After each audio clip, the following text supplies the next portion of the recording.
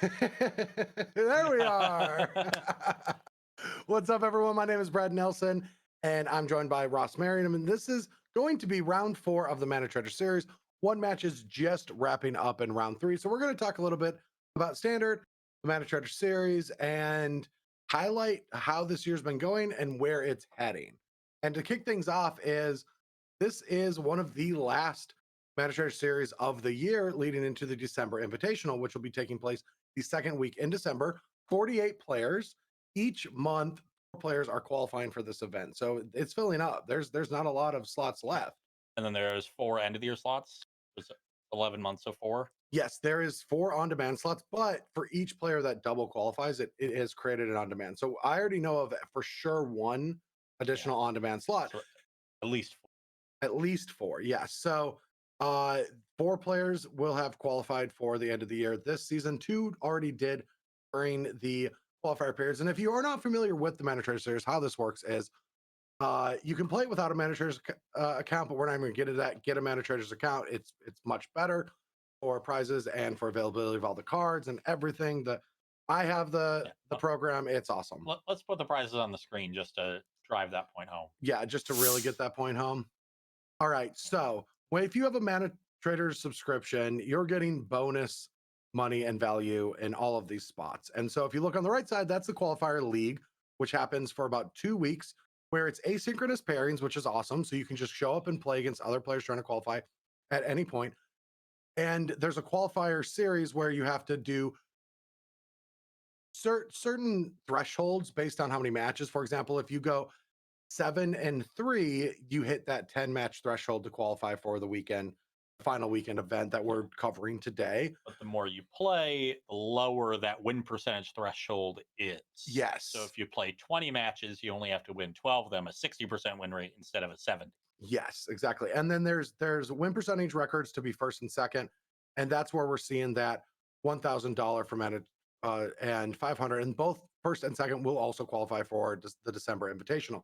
Now we're in the full tournament prize pool, where first place is going to get $3,000 tomorrow, 2,000 to second, and both those players are going to qualify. Yeah, the structure you see on the left is what our players today are competing for, with those first and second place finishers that we'll figure out tomorrow during our top 8, also taking home slots in the December Invitational.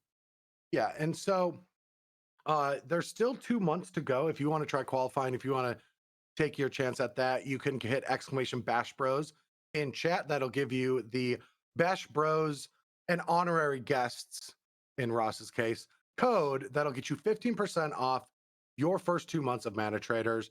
That'll allow you to be a part of the loan program, get decks, try cards out. There's a lot of expensive cards out there right now that if you just want to try things out, Mana Traders has your back, allows you to grab a deck. And I do it often. I'll just grab a deck on a night, play a league, send it back, and rinse, repeat.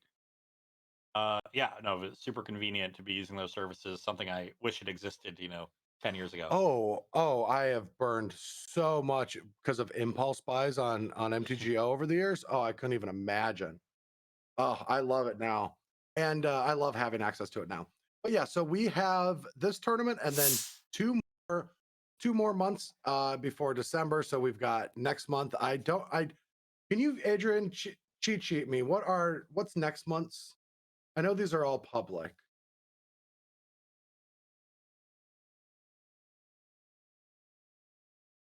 Oh, okay. We're pretty sure it's Pioneer, which is great. Oh yeah, no, it's great timing. This is all the regional tournaments around the world are going to be this format. So yeah, next month that's going to be a good test for it, and then in November things are going to go crazy for that format. So much action. Be a good tune-up. Oh, it's going to be fun. But yeah, we're in standard right now, and we're seeing a lot of black-based mid-range decks.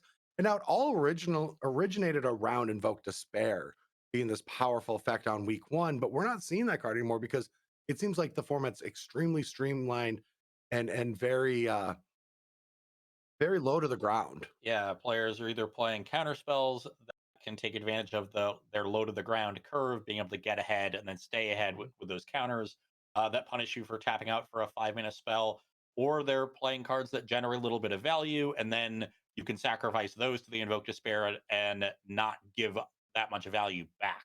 because it's not like the Invoke is getting a full card on each aspect of that trigger.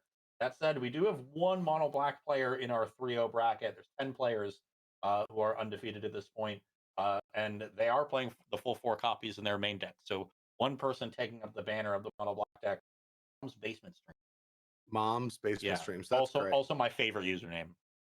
Oh, for sure. Mom's Basement Streams is pretty great. Yeah, we've got them in our 3-0 bracket. We've got Lavunga, who we've watched a couple times on Rakdos Sacrifice, and then it's a sea of Grixis and Esper. Yeah, every deck is touching the color black in the top 10. All the XOs. There's a little bit of Gruul at 2-1 right now, but Gruul's in the 2-1. Our Celestia player is 2-1. So they're certainly still in it. We've got 7 rounds today, so 4 more before that to the top 8. And this is a relatively small 7-rounder, only 75 players. I'm expecting about 3 X2s sneak into that top 8. Really? Yeah. So I did some quick math between the rounds. That's what I came up with. Quick math. And that's what it comes out to. And so starting with these high records, 3-0, 4-0, even 3-1, 4-1 can really help you be one of those players with the best tiebreakers that sneak in with the X2 records. Really puts a lot more pressure on these early rounds when you have so many X2s having a shot, because that really is the major determining factor in how good your tiebreakers are and how many rounds you can win early. Yeah, and we have pairings for round 4 going up right now, so we should be getting them seeded. Do we know what our matchup's going to be so we can highlight that a little? We're going to watch Grixis versus Esper. Oh, yeah. I think we have officially entered the Brad Nelson portion of the event. Yes, it's going to be a lot of it's definitely going to be a lot of either Esper or Grixis or Grixis versus Grixis. We had 3 rounds of watching Enchantress, Gruul, mono red, mono white, as much as we could, and we're here. Look, everyone appreciates something different in Magic. That's one of the great things about Magic. Yeah. But every once in a while, there's a every once in a while, there's a standard format that's all just mid-range decks. And those are my favorite. And we're ready. We're ready. Adrian's asking if we're ready. Oh, we're ready for some Esper versus Grixis. At least one of us is ready. Oh, you're going to have fun and you know it. All right, here we go. We've got Simon. Now, do we have any hand cams yet? All right, let's see if it works. Are we hand cam less?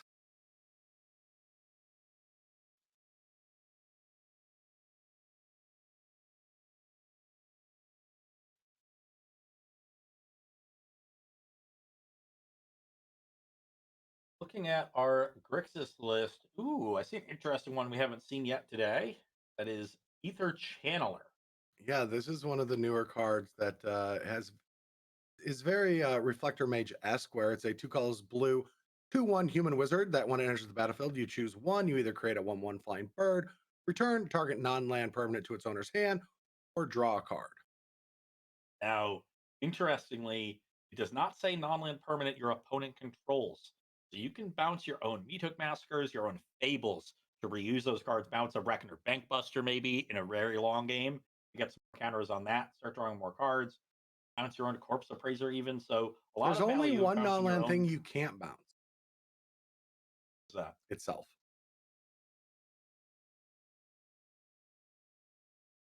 There are some things you don't really want, like Shieldred. Yeah. All right, so very slow start for both players. Nothing on the board so far. It's an interesting turn. What do you do? What are you going to cast on turn 3 here? The other interesting thing I see about Mountain Master's list, their removal suite is very one note. 4 Voltage Surge, 4 Infernal Grasp, 4 Make Disappear. We don't see those, soul transfers in the main deck, but we don't see any cut downs in the main. There's a lot more variety in the sideboard there, but he's saying these are the ones that I think are the best, and I'm going to play 4 of them. I like that. All right, so we see Make Disappear on a Fable. Yeah.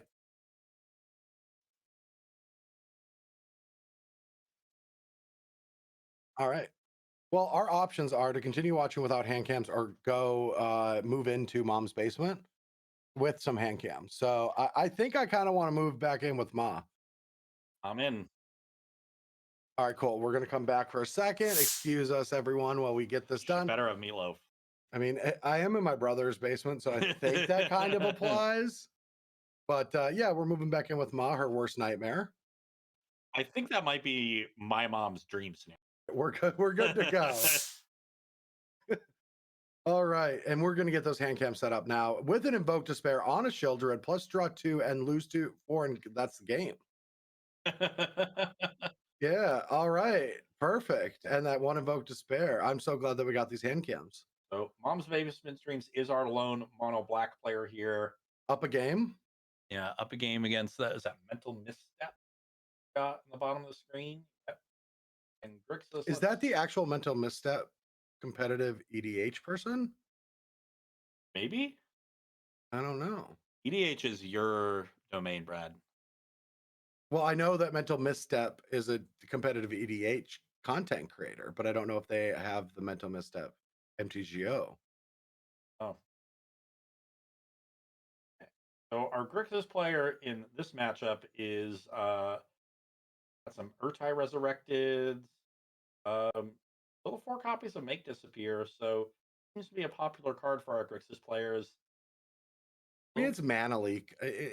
Yeah, I know it's not Mana Leak, but it's the best we've had in a long time. And 3 drops are so vital in this format that if you're able to counter those on the draw, it's just so big. just seems like a card that is significantly better in decks with Wedding Announcement than decks without it. You can get that casualty more. That's very true. But you can also, yeah, I agree with that. But also sacrificing some random thing later in the game to stop something big is also great. Yeah.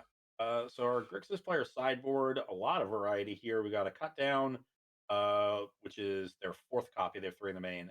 2 copies of Duress, Spell Pierce, 2 Bank Busters, 2 Abrades, 2 Strokes, and a Gate, 2 Graveyard Trespassers, a 3rd Soul Transfer, and a 3rd Meat Hook Massacre. What do you like there against Mono Black? I mean, definitely the counter spells. One of the advantages in the matchup is that you have to stop these Invoke Despairs from really wreaking havoc on the game. I'm not the biggest fan of a ton of cheap removal. Like you're just trying to play a very long game with the deck because both sides are going to be interacting a ton, and you need all of your counter spells because one of the things is that those invoked spares, when things are bleeding out, that's a huge source of card advantage. Yes, definitely. That is their biggest card. So stopping that very important. I'm also wondering how Liliana of the Veil affects the matchup with 3 copies in our mono black list. We've got some creatures to attack it, only the one underdog. It would be nice to have more haste there. That to me makes me like the 3rd soul transfer as a removal spell. And Because they also have, a Sorin. They probably have more Sorins in the sideboard. Yep, a 2nd copy. So a good number of planeswalkers that you want to hit. all right, so a mulligan uh, for our mom's basement streams leaves us with 3 swamps, 2 trespassers, and an infernal grasp. Mental misstep starts with a triland.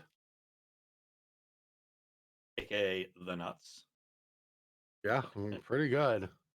No, no 2-drop threat, so maybe counterspell into Fable. One important thing to look at here when playing against mono black is how many basics are in the other deck. Mono black comes 4 copies of Field of Ruin. I see 2 swamps and an island for our Grixis player. So a healthy number. Yeah, I found that the Field of Ruins are not that effective in this format. Like Yeah, most of the Esper decks just respect it with 1 of each, and I've never had a problem.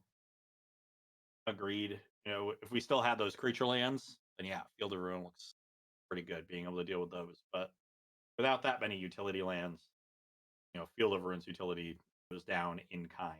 All right, well, this is very. I mean, that Infernal Grasp was great at dealing with that token, or if it didn't, that Faithless Looting would have hit an Infernal Titan and Recurring Nightmared it back into play. Really strong.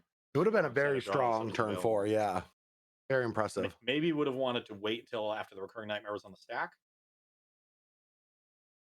But then, the reflection is going to transform the next turn, and they're just going to Recurring Nightmare with that. All right, Shiny Shieldred hits the battlefield. Trigger, 2 life down for Mom's Basement. Wait, what? Mom's Basement had a hand of lands and more graveyard trespassers, and I think didn't feel like playing against a Shieldred and a Reflection. Interesting. That's a very early concession, though. That is a very early concession, especially when like one Invoke Despair in that spot to catch you up. I mean, it literally eats the board and draws you a card. All right, well, we're going to game 3.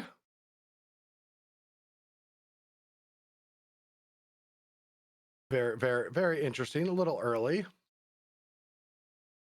You know, maybe they've got lunch waiting for them, and they're like, you know what, I'm just going to try to win game 3. You know, it works for us because during our last break we did order our lunch. So we can run down to the mono black player sideboard here. Also, a lot of options are 4 copies of Duress, Cut Down, which is their 3rd total copy, Pithing Needle, which is an interesting one, 2 Bank Busters, a 4th Infernal Grasp, 2 Parasitic Grasp, a Malicious Malfunction, 4th Meathook Massacre, a Sorin, and a Junji the Midnight's. love that card. Yeah, that seems like a very good one in the Grixis matchup, though. Weak to Soul Transfer, but outside of that, excellent. Flying and Menace, so hard to Yeah, I found out that it had Menace the hard way block. when I planned to block it. So looks like a good number of cards to bring in to just bolster the long game here with the Bank Buster, the other Sorin, and the Junji. Can change around a removal suite. I think the interesting one will be how many Duresses do you like? There's a good number of spells in the Grixis deck, a good number of creatures. Not the biggest fan of Duress, except it does eat a counterspell later in the game. Whenever I'm on the play, though, I don't like having a ton of Duresses. Yeah. So we have a Tenacious Underdog. No fear, Underdog. The Apoc Shivan Reef is just one of the best lands in the game, right? I own 5 of them. Ooh, can I have one? No. Oh, great. I think I sold. All right, so Underdog comes in. Like one of the few pain lands I actually own. I have a 40, and I might have them actually. All right, Cut Down takes the Underdog. Waited after damage and no 3rd land. Weird because you can't hit Graveyard Trespasser with it. Yeah, I don't know. Maybe wanting to hit one of the 1-drops potentially. Yeah. I mean, Evolved Sleeper can get out of hand. All right, Infernal Grasp takes down the token. 3rd land gets hit. Liliana. I guess you do want to grasp it just in case, but Liliana's going to tick up, start eating both players' hands. Yeah, and you're pretty happy to trade a bunch of resources here as the mono black player because you've got the Underdog in the graveyard that can start grinding some value. And it's going to be pretty quick to get to the point where Mom's Basement has no cards left in hand. Now the Liliana +1 is generating card advantage.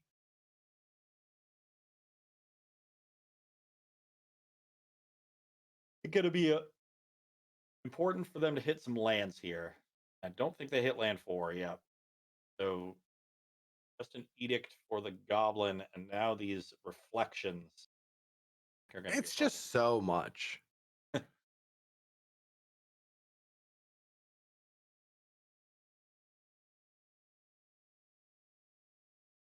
Like, Fables are just such an unbelievably powerful card. All right, so here we have a Corpse Appraiser coming down, removing Childred. It's going to get that Oh, yeah, the Underdog, excuse me.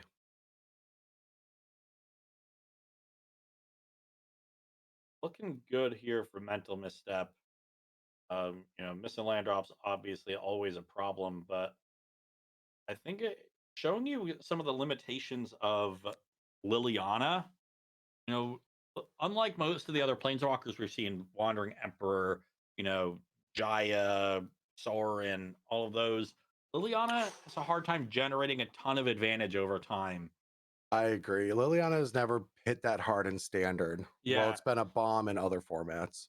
And all of these decks playing a bunch of 2-for-1 creatures it's really hard to strip them of all of their resources, which is what Liliana likes to do. But so we get a little bit of value out of it. We find the fourth land. Shielder trades for a removal spell, and now you really need to see a Meat Hook Massacre to clear up all these creatures. If that is and it's a Junji, the last card in Tom's Basement's hand, so not sure how much that is going to do. Just Blood Tithe Harvester with a flexion can answer it. So then you'll get the trigger. Yeah, Trespasser is going to come down, not do much. This Harvester, in exchange for a card, will be able to take care of this Trespasser.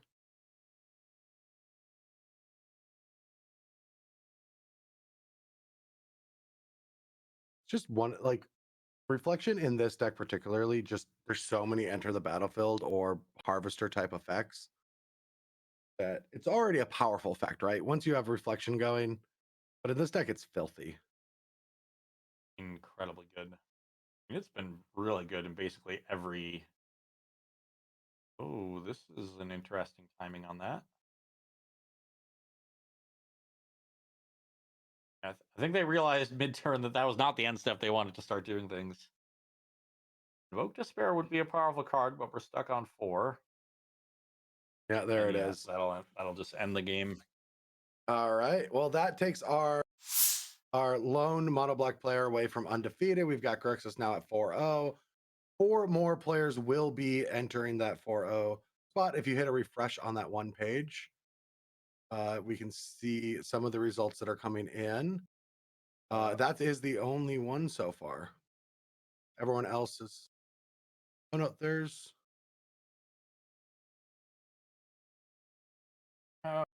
We get some pair downs.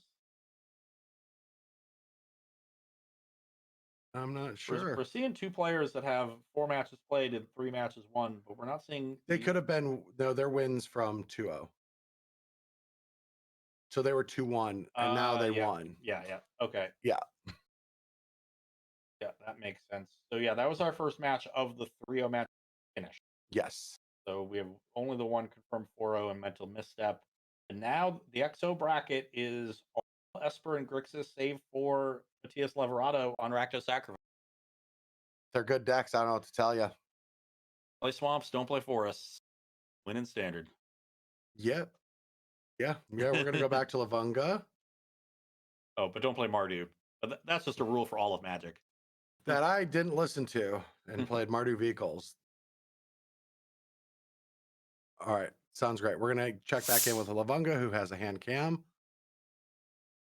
Really low bar of entry for who we're going to put on camera for these. Just have the hand cams working. Yeah. And you too can have us commentate over your matches. All right. So Lavunga has a crude Bankbuster up against Grixis. That got killed. Token coming in. Hand is a Bloodthirsty Adversary, a Synthesizer, Meat Hook, and a Soul Transfer. So pretty even game. Yeah. Because there's 3 cards in hand here for our Grixis player. That is Raging Machismo. The one of that's so awkward to hit off of it. Obnixilis. All right. Creating that token that can trade with a 2/2. Machismo is also playing Ether Channeler in their Grixis list.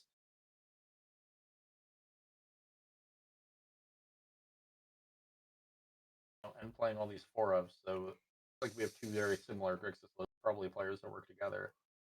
All right, Devil's going to take down the Goblin token after Treasure gets pooped out again. And that was a cycle. I was like, what is that? But Lounge gets cycled. Very good sign for Lavunga. Especially needing to find some stabilizing. And we got time to do some things. Is there a cool target for this adversary? I guess we're on 4 mana anyway, but yeah, there's no target. You remember when Obnixilis got printed and people were losing their minds? Yeah. Those were fun Twitter days. Turns out, card's mediocre. At best. All right, so 1 mana. Yeah, we had an awkward abrade off of this frenzy. Kind of interesting that that was the play here, given that you're, bringing yourself down to one land. There's kind of no need to get another land. Now they pitched the Fable to the Blood, did find land 5, but giving up the Fable to do so. Shieldred comes down, that can get soul transferred, so no big problem there.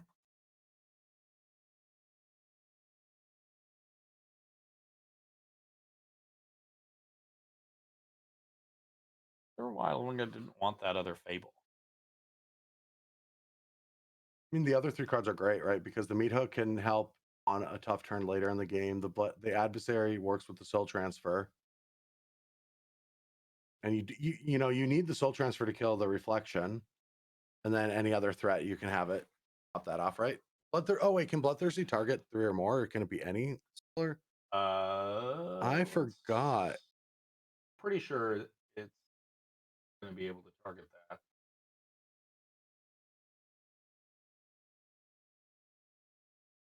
Oh, make disappear on the soul transfer, sacking the reflection. Yeah, it's mana value 3 or less. Okay. So that's fine.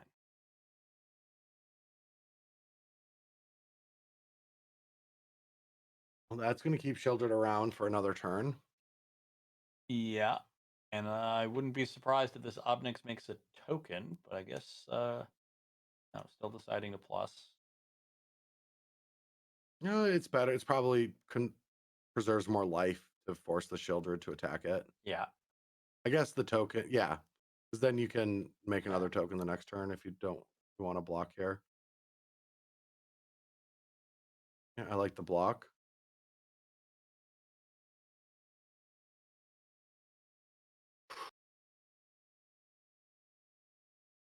well, we can adversary soul transfer the Shieldred, then attack the Sorin down to 2, and make a token and have adversary and token to pressure it next turn.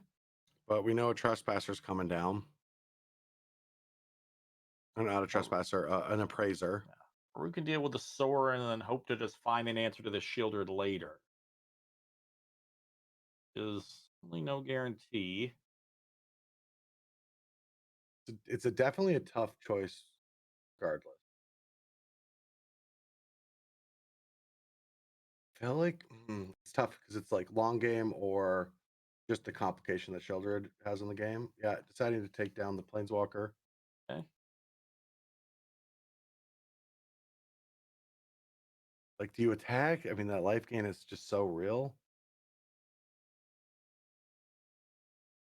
Now we've got an interesting game because Lunga's got this pretty powerful hand with Meathook Massacre and Sorin, but is he going to have the time to leverage these cards in the face of a Shieldred? Well, luckily, if one more land gets drawn, it can take down the Shieldred, right? If there's no counter spell. Yeah, that 7th land will do it. I think he would be happy to just clear the battlefield of some creatures and then set up for that Sorin. Corpse Appraiser just doing its normal things. Be on leave from the Antiques Roadshow. All right, Voltage Surge taking the devil out. So that Shieldred can take down Obnixilis. You can just chunk in for 4, taking down the. You just never know where the game's going to go, and let them have that value. All right. Well, land off the top would be very much need. Oh, and it's a swamp, so there's no damage. Oh, that was ideal. Yeah, couldn't ask for a better situation. This will come down. They'll gain 3 life, lose. Lubunga gains 3, loses 1, and puts it back on to our Grixis player to put some more pressure down before the Sorin comes down. Now, luckily, they're going to draw a card and get to sift with Fables, so hopefully they have something to develop their board with. And was that? Can you go to the scroll down their graveyard? I don't know if they discarded anything. They did not. They kept both cards. Okay, then. Soul transfer. Just a rebuy. Right. Interesting. Probably going to be kicking themselves when they see this Soren come down next turn, but when your opponent's on one card, you're pretty happy It to. could also just be another. Yeah, it could be two soul transfers. Bank Buster, interesting. Can't be crewed by the vampire, so Soren plus oneing. That makes sense. Finds an Infernal Grasp. So Infernal Grasp will answer the reflection here that's about to enter the battlefield. And now you just got to figure out a way to answer the straggling creatures. Other Corpse Appraiser. Have to imagine that was the draw for turn. Don't think you would soul transfer an Appraiser when you could just cast one from your hand.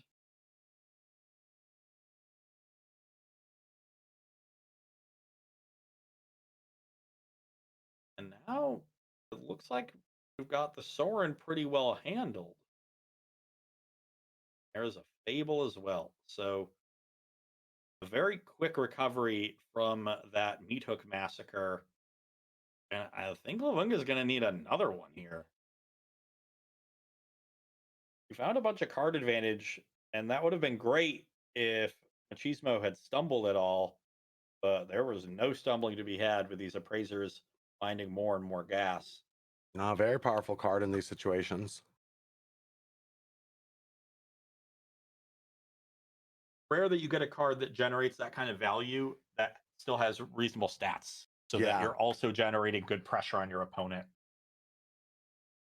Okay. Got a Harvester and an Anvil to go along with the Grasp. That's a very good turn. Definitely need to deal with this reflection.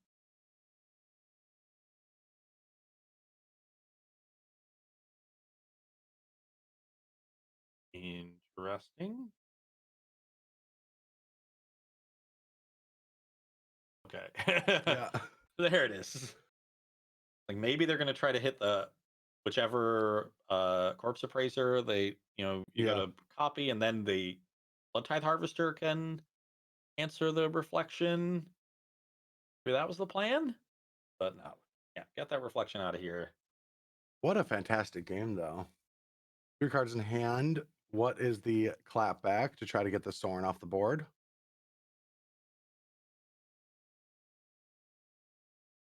Yeah, they didn't loot either. So Massacre for 0.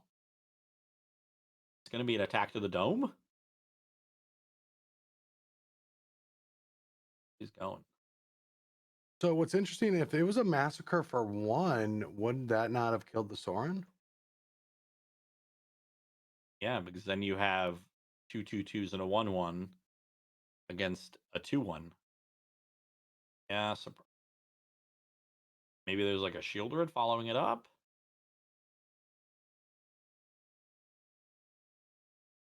Yep. There's a treasure, though. Oh yeah. Yeah. So yeah, we could have done that even with Massacre for 1. Maybe a small misstep Or there. was that an attack to the face? Because yeah, Soren still has 3. Yeah. So well, no, it was to Soren. The 2/3/3s got blocked. Soren took 2, Oh, okay. but the Meat Hook did 2 from the creatures dying, and he took 2 from Shieldred. Now it takes 2 from the Soren, putting a Blood Tithe Harvester in the hand. So at 3 life, I don't know, but then the Meat Hooks are gonna cancel out.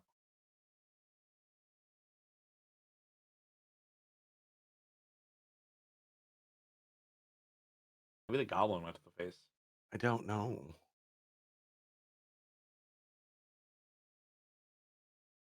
I think that might be the case. Yeah, I'm missing something. I I, missed something in that combat. I think the Goblin went to the face, and the Might have. Appraisers went to Soren. And I'm looking at this game, and they've been pretty even on resources, but Machismo stopped making land drops after 6, and Lavunga ended up with 8. And I think that ended up being a pretty big difference. There was that turn where Machismo cycled the Xander's Lounge.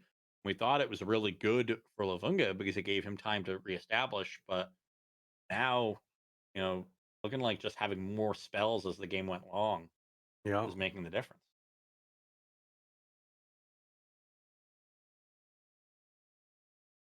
Silvinga also getting rid of a Fable earlier in this game. Had he kept that, might have been able to turn some lands into additional spells here. Yeah, I mean, it just shows the power of the snowball of Grixis, where Rakdos also has that advantage, but it's just more damage, more threatening from Grixis. Yeah. All right, so crewing up, the Bankbuster is going to be hit by an Abrade, and that should do it. I mean, draw a card, maybe find a removal spell. And you're going to 2. Oh yeah, but you're going to 2. Yeah, no, that's yeah. Can't even be Infernal Grasp at that point. Voltage Surge doesn't do it. Like, what are you killing Shieldred with? Yeah, that will do it. Okay, which means our 4-0 bracket is populated entirely by Grixis and Esper. I mean, I called it. I knew it was going to happen. It's not like it's that impressive of a called shot either. These Yeah. decks are truly impressive in this format. Yeah, that I haven't watched a ton of Standard. I've seen the lists, but watching them in action, they are so strong in every phase of the game, Exactly. early, middle, late, and that's to do that with curves that just go 2 through 5 mainly with some 1 mana removal. Shows you sort of where Standard is. Like the powerful effects are concentrated in Yep. that part of the curve, makes it really difficult for the extremes of the metagame to operate. Oh, for sure. Yeah. Do we have how are the matches playing out anymore? Because uh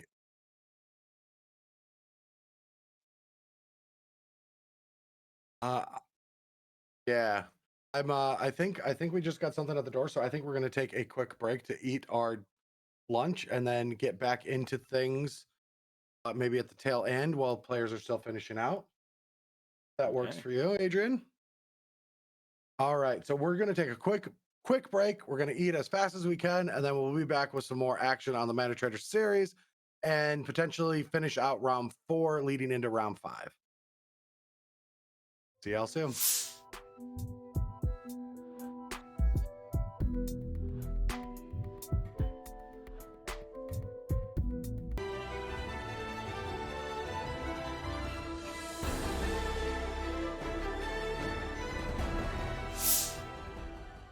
What's up, everyone? My name is Red Nelson. This is Ross Merriam. We are back from our short break, and we have Esper versus Grixis on camera playing for 4-0 right now. So let's take a look at it. Dun, dun, dun. All right, let's try to figure out this board. That is a land, potentially a land deficit here, 7 versus 5, which is a big issue. There's a lot more relevant non-lands. AO as the 9%. last card is a big one. Now I think we only have one hand cam for this, which is telling the story because only one player has a hand right now. But that's a lot of damage, right? The Infernal Grasp can take care of an AO, but that AO can put counters on all the creatures or go digging for another permanent. And there are 3 copies of AO in Hake's deck. A little bit different of an Esper list than what we've seen. More error. I'm gonna say like more blue white, but I guess that they have 1 Shieldred, 1 Liliana, 2 Meat Hooks, so they've got some double black.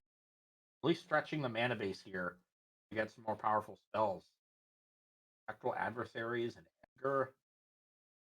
Lots of fun cards. I like Spectral Adversary. It can be a removal spell. It's something to play with a bunch of make disappears. I like that as just another flyer. We've seen the ground stall out with these wedding announcements and people the mirror breakers making a bunch of tokens on the ground. So some more flyers, and in the late game it could be a particularly big flyer.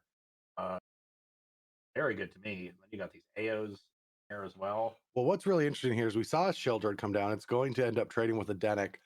But it's that Rafine. Oh, is this the Wandering Emperor to come? No, what? Okay, what was Plaza of Heroes? Exile target legendary creature gains hexproof and indestructible until turn. Wow. Okay, so Denic survives through the Shieldred. That goes down. Yeah, that's sort of the 3 of in the deck and really helping to fix their mana. They've got a bunch of planeswalkers, a bunch of legendary creatures, Shieldred, Edgar, AO. That's Denics. that's fantastic. Just a bunch of legendary creatures for that land to help with. Yep. That's a cool build. That is really interesting. All right, so flooded on Bankbusters is not really want to be when you're staring down this much pressure. And it only protects the legendary creatures, but it can help the planeswalker. I'm fascinated. I actually have not seen this tech yet, and I want to do it. Grafted Identity? No. Let's hear. Very good with wedding announcement. Very good off AO. Yep. Yeah. Yeah, so an AO could die and you search, and if you see a Grafted Identity in there, you can just yoink whatever creature you want. This is a cool list. Yeah, this is a really fun list. N3-0 and looking ahead significantly here, and we don't know if this is game 3. Well, there's about 12 total minutes remaining on the player's clock, so I would guess game 3. Odds are. All right, so Rafine is going to target itself potentially. If we highlight over the stack, it'll tell us. Oh, it's already resolved, and it seemed like it was itself. Just the Bankbuster pilot token jumping in front to prevent lethal damage. And yeah, Indian Pancake here at 6 life with just some Bankbusters and a Harvester in hand. That is not going to get it done. Well, this draw step had to have been very good. Honestly, even if it's Meat Hook Massacre, that doesn't really do anything. Even a Meat Hook for 5 only kills the Wandering Emperor token.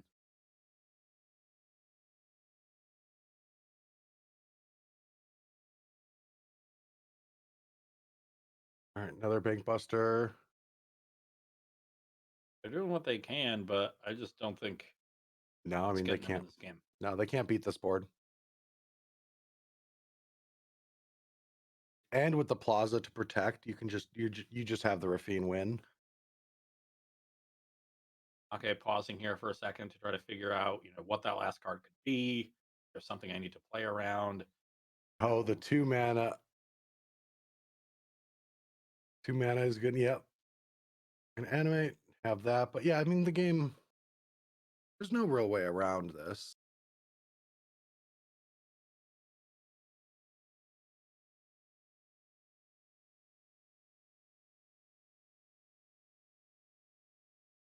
Even target the token now with the Rafine. Have that get big with these connives.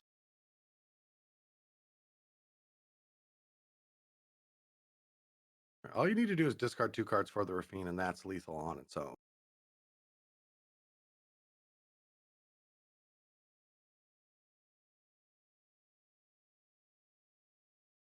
Like they went for the token. Counters on There it is, and that's the match. Hey, All right, so well, let's get an update on these standings while we head back to the booth. Yeah. And that's 5 players, so we have our 5 wow. undefeateds. Simon Nielsen also took down the other remaining match, so it's all 3 Esper players were 3-0 winning. Now be the dominant deck in the standings. 3 Espers and 2 Grixis sitting at the top Hell here. 5 yeah. players in our 4-0 bracket. That's Tomb Simon, Simon Nielsen, Ake, who we just saw with that very interesting Esper list, Raging Machismo, who we saw earlier, Mental Misstep, who we've also seen early in the tournament, and then Albi MTG is our other Esper player. Machismo and Misstep are both on Grixis. So maybe we'll get a little Albi in next round. I wonder if their list is anything different. I do see an Edgar in their list, but no. I am Plazas. loving that there's no like the lists aren't homogenized yet, so they're all just all over the place. Yeah, that is there's some stuff going on. Yeah, all right. Well, do we have any other matches for round 4? Or are we just waiting for things to clear up and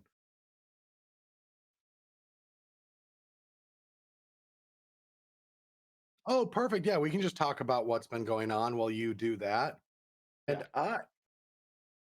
yeah, we can also go to a slide here in a minute, but is there anything that really stands out to you so far? Not really. I mean, we expected the black mid-range decks to do well. I think both of us favored the multicolored versions over things like Rakdos or Mono Black, and we're certainly seeing that play out. I was kind of hoping to see a little bit more of the non-black decks do well. I do see the King still sitting at 3-1 with the enchantment deck, so they're in range. There's also a Gruul player here up at 3-1. And maybe we'll see where the Rakdos Sacrifice deck, you know, come back. Ooh, there's also a mono white. One of the mono white players is 3-1. So there's some diversity sitting at the in the 3-1 bracket, but I think it's pretty clear that Esper and Grixis right now are the top of the heap. Yeah. I would say the surprising thing is, like you said, that even though we're a couple of weeks in, these decks all seem very customizable. Yes. There's a lot of difference in, how many counter spells do you play, if any, in the main? What does your removal suite look like? What does your creature suite look like? There's a lot of options at almost every slot in the curve. And you can play around with that. So One would say there's too many options for mid-range and 5-set standard. yeah, Like there's a ton of unique cards that can be played in both Esper and Grixis. yeah, I think that's one of the things that's happened in the last 5 or 10 years of how they design sets. The sets are a little bit deeper. Hmm. And so when you get into 3 colors, you have a very, very deep card pool. And as you've mentioned earlier, it takes a while for the control and mid range or control and aggro decks to catch up in terms of that depth. It's also that every card does 3 different things, which usually lends to mid-range. Because if every card has an aggressive and a card advantaging element, you're able to make these mid-range, even mid-range control decks have a curve of creatures and also deal with everything in the late game. Yeah, your Bank Buster on turn 2 can attack on turn 3 when you play Graveyard Trespasser or what have you. So, yeah, there's a lot of versatility in these cards. So the gameplay has been super fun, and I definitely expected that. So, yeah, not a ton of big surprises so far, but still plenty of Magic left to be played with 3 more rounds today in our Swiss. And then we'll have the top 8 for you tomorrow starting at 4 p.m. Eastern. You're definitely going to want to tune into that. Yeah, can we actually take a look at Gruul? This is the one deck. I wouldn't mind even getting Tago on camera. Now I don't know if the list that we have is theirs.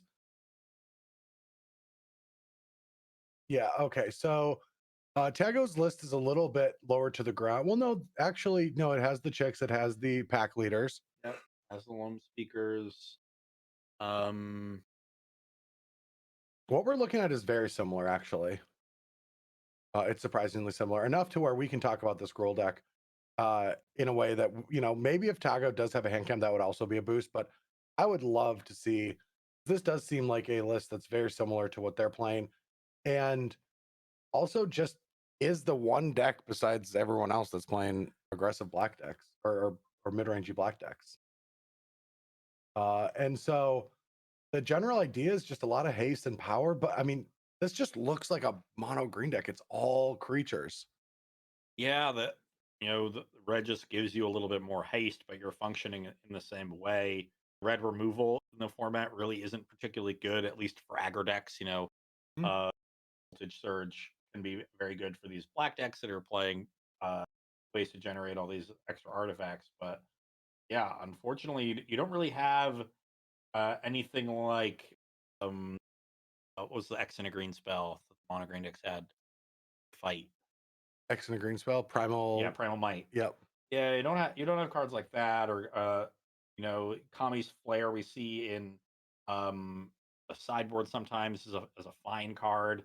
Uh, Only dealing 3 damage means it doesn't deal with Shieldred, and that's been I think one of the big issues. The Gruul deck doesn't have a good answer to Shieldred. Yeah, but that's why you have them all on the sideboard, right? That you you just have to have cards like Rending Flame and Bouncer's Beatdown. Yeah, but these are cards that are not particularly good, you know, against the rest of their things. They're inefficient removal spells, but they're necessary evils, and that's just not a good position to be put in. You also only play a few copies. You often just draw it because you don't fix your draws or draw a lot of extra cards in these decks. So um, I think that inconsistency is also a big deal. And usually aggro decks can prey on multicolored mid-range decks stumbling a little bit more often.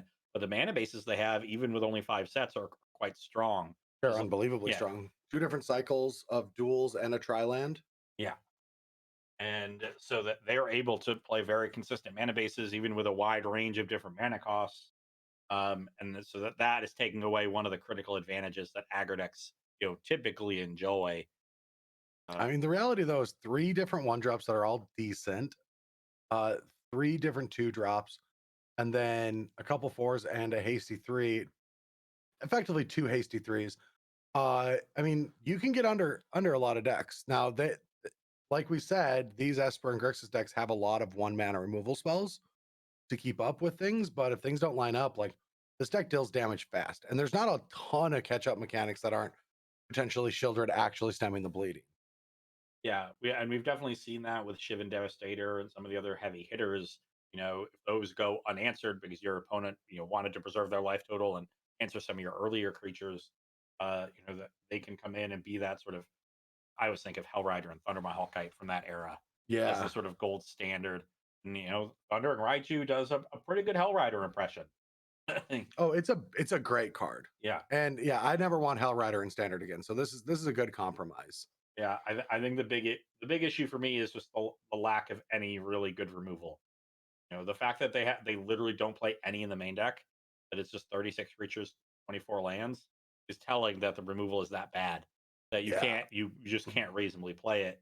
If they had, one good removal spell to play, why are we playing green? Can't we just be a Rakdos aggro deck? Is that a thing? Like we could just play Tenacious Underdog and we could play some black like Infernal Grasps in our deck. We'd be a little slower because wouldn't have a Senate Pack leader, but like you could play even an Evolved Sleeper or whatever if you wanted to. Yeah, that seems like awkward. I mean, Halana and all the token strategies work really well together. And I mean, I could see potentially a Jund deck that is lightly splashing for Alana and black removal. There used to be a lot of those like Naya aggressive decks that were actually just mono white splashing Halana, and I could see something along those lines. But Halana and Elena partners are exceptionally powerful. Yeah. Maybe we're Rakdos Splash that card.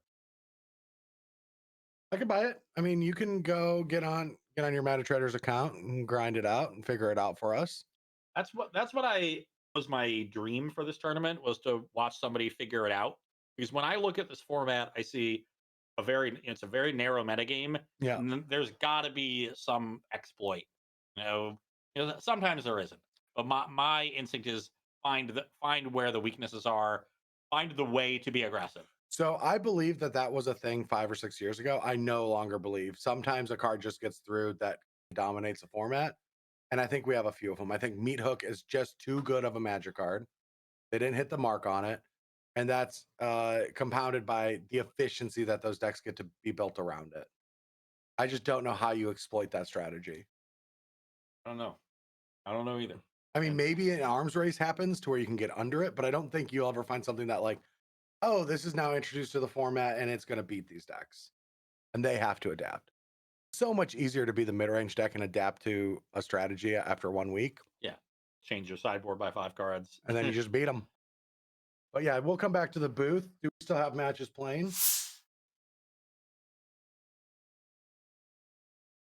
All right, so that the last match is wrapping up. The pairings will be great.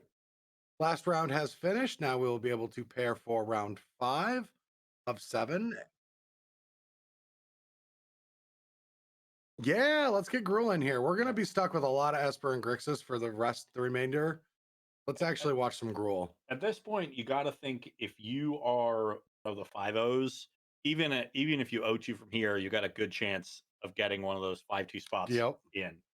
They're thinking like I'm kind of playing a winning in those 5, but all of our 3-1s are fighting for their life at this point. No, completely agree. So yeah, do we know what they're playing against? Oh, you're saying it's gonna be Grixis, Esper, Rakdos? Okay, gotcha. All right. And Andy Awkward is still doing well. Our third place just barely missed qualifying for December during the playoff phases, and now trying to redeem themselves by getting first or second in this tournament. Is sitting at 3-1. Yeah. 3-1 with excellent tiebreaker too. Yeah. A lot of our players to watch from the beginning of the tournament are up here still. Got Andy Lavunga, Salvato. And yeah, and you were saying that even at 3-1, we still have mono white mid range, which was the loss to Selesny Enchantment. There were a couple mono white players. I don't know if that was Oh, exactly. okay. I think there was 2 or 3. Do you remember the name? Oh yeah, what that is the person. Yeah. So they've only lost to green white, which seems like a horrible matchup. Oh yeah. So if you look at the rest of the format, they might be on a on the warpath, just cleaning up everybody else.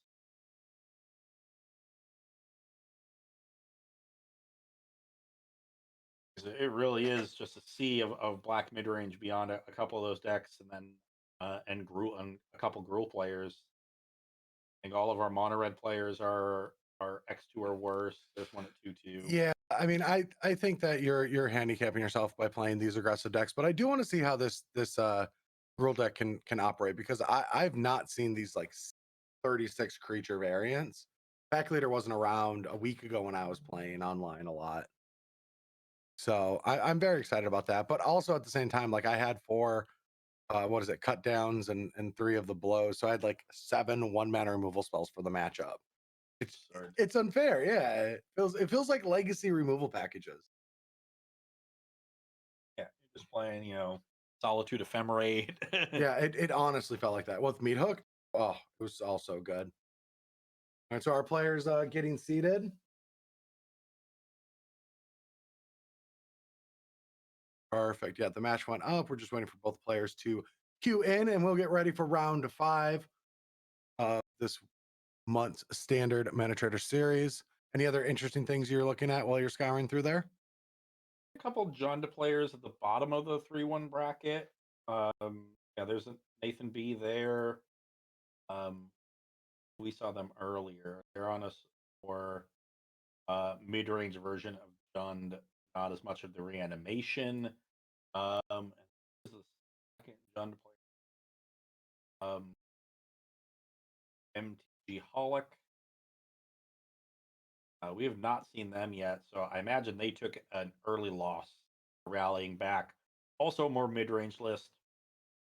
0 copies of Cruelty of Gix in their list, but Yeah, 4 workshop war chiefs. oh yeah, that's the big draw to green for sure. And then Riveteer's Charm, which I think is an excellent card. Mm-hmm. So maybe they can make a run, sort of diversify more of this black XY metagame.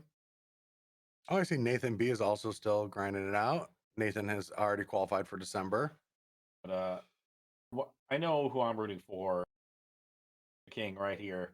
The King with Selesny and Gemins. Yes, hopefully next round we'll probably have to get the King back on if they win this round.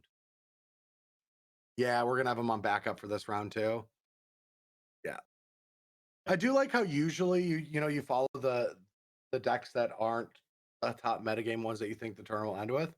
Literally, we're following the 2 players that aren't that. There are 2 players in the top C that aren't playing black mid-range decks. This is a wild standard. Is a little imbalanced. Yeah, and there's so many different variations of it though. Like I'm more used to a deck being 50%, but it's that archetype, right? Yeah. It's the Team of Reclamation, or it's the Nissa strategy, the Golo strategy. Not just how many different breeds of mid-range we can get. Looking down into the 2-2 bracket, mathematically they still have a shot. So the ones with high breakers right now, but I'm seeing the top 2 in in the 2-2 bracket are it's an Esper. Now we got a Gruul player, more this. There's an Orzhov mid range. Their breakers are pretty good right now, but they're gonna go down as they play the next couple rounds. Maybe they got a shot, and this is just another black mid range soup deck. And these Phyrexian missionaries in. Phyrexian Missionary is a pretty cool card, which Denick also stops, which is really cute. Yeah, yeah. I saw a few Esper players trying to work with Phyrexian Missionary, which is a colorless white 2/3. But if you kick it, you can return a creature from your graveyard to your hand. It grave digs. Yeah, nice little lifelink creature. So Yep. good speed bump there. Good to creature to pump with your Wandering Emperors and your wedding announcements. I'm also kind of rooting for the Legend list. I like it, and I want to see it again. That was cool. Yeah, increase. They're sort of getting an edge here with playing even more powerful cards than most other Esper lists, which normally you wouldn't be able to do with this crazy spread of color requirements where there's double black, double white, and double blue all over the place. Yep. The Plaza of Heroes really do help fix you quite a bit. And you're also a deck with Rafine, so Rafine also does a lot of looting. Like sometimes if your mana's not great, you can just get rid of that card and find something else. Yeah, pitch that Metook Massacre because you don't have double Hmm. black, and then Grafted Identity is double blue, but as you noted, you can find it off of AO. So sometimes you don't need double blue to get it onto the battlefield. Oh, cheating a grafted identity is great. I remember when Storm the Festivals came out, that was one of the first things I was doing was just finding like good Storm the Festival decks. Then I realized there weren't any, but Well, there's one in Pioneer. there is one in Pioneer. Yeah, there was a And good week. it gets to play the craziest spread of costs you've ever seen. There's a good week where we were storming the festivals in standard, and then someone just won a tournament with the all runs combo deck, and we're like, Yeah. oh, okay. All right. This I is get over it. now. Yeah, our fun is over. This is what we do. We take Yeah. as many turns as we possibly can. If you want your 18 Forest deck to play a Nicol Bolas for no reason, Don't forget about Teferi, yeah, I don't really play Nicol Bolas anymore. Nebraska. It's mainly Teferi. Teferi's pretty messed up. Yep, Yeah. it's not okay. And then we've got Rakdos that has a anti-green sideboard. Pioneer is a crazy place as well. And we'll be able to see it next month. Yeah, that's our format for next month's series. So you're playing a lot of Pioneer right now, gearing up for the RC in Atlanta, or maybe playing some RCQs. I know season 2 for RCQs is starting next week. That's a great place to get a lot of reps in against high quality competition. Yeah. Own your deck, maybe win a little money. Is there other matches going? Should we just go to a different match? All righty. All right. We're just waiting for one of two matches to start firing so we can watch one of them. All right. And So it's our Gruul player, right, is one of the matches we're waiting on. Thiago. yes, and our Selesnya player. Lesniak. Yeah, That they're is the both just game. waiting to make the matches and queue up. Yeah. Set up your hand can. We do have them for both players, which is it's nice. It's a low bar, but they have crossed it. We might actually know what's going on. Yeah. Yeah, no, I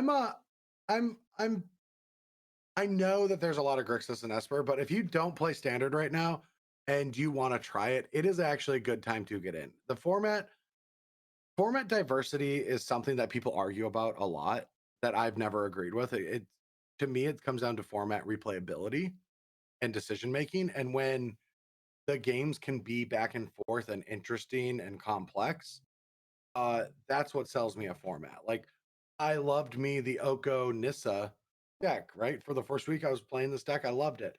But the second week, it's like, oh, I'm doing the exact same thing every single time. And it's not fun anymore. We're just, same with Reclamation Mirrors. It was whoever Ghost Spiraled and Mystic Disputed more, who found the window to get the Wilderness Reclamation into play. These are the things that mattered, and they only matter. In these matchups, there's a lot of back and forth between 2 drops, 3 drops, duresses, counter spells, Meathook massacres. There's a lot to think about all the time. And a lot of manipulating your draws too. So you've got to always think about, oh, am I going to need this? I might not need this card now, but am I going to need it in 2 or 3 turns based on the way the game is playing out and how I know the matchup plays out. So yeah, there's a lot of intricacies here. Reminds me a little bit of the Theros era standard with mono blue devotion, mono black devotion, and blue white control. It was kind of a 3-deck meta game for many months. The Gruul to Jund monsters decks came around in the spring once Domri Raid and Corsair were printed, and Stomping Ground, and we're pretty good. But a lot of the time, it was just those 3 decks over and over again. But the games were fun. Yeah, it was. If I remember correctly, it was if most people are playing mono blue or mono black, you played Esper. If those decks were going down in playability and Esper was going up in playability, you played the other decks, the Gruuls and stuff, to prey on the Esper. And if those decks were popular, you played the monocolored decks. And then that was the triangle. Even though it was the 3 decks were at the top, those were the 3 different pillars of decision making. I completely agree. Yeah. I have never seen a standard matchup more lopsided than playing Gruul monsters against blue eye control. It was just awful. It was not good. You just it was bad. Yeah, it was very bad. I remember I took second in a Grand Prix with Esper, so I ran it back at an Envy, and I was running into a lot of those monster decks. Yeah, We gotten these matches set up yet? they are still just waiting. What are they waiting for? Want to see magic. Yeah, some issue with Moto. That's weird. That never happens. Okay, we're having a yeah, Technical yeah. Just try difficulties to with our find us a quality match. program. Yeah, just try to get us a Moto match. Gonna have to take an audible hot route. It's that time of the year. What's that? To audible and hot route people. The Peyton Manning chicken dance. I don't know what you're talking about. Changing the play of the line of scrimmage football season. Oh, hot route. Yeah. I don't. Or an audible. Oh, Audible Audible. change. I know Audible. Yeah. What did you say? Audible? Yeah. I think you're saying Hot Mobile or something. Audible and hot route. Hot route. Yeah, I don't Yeah. know what a hot route is. Hot route is changing one receiver's route. Okay, so we have a match. Please get me out of this conversation. All right, here we go. We're going. All right, we have a little more waiting to do. And this game's over. All right, Mom's Basement. So this is our mono black pilot taking down game 1 against Jund.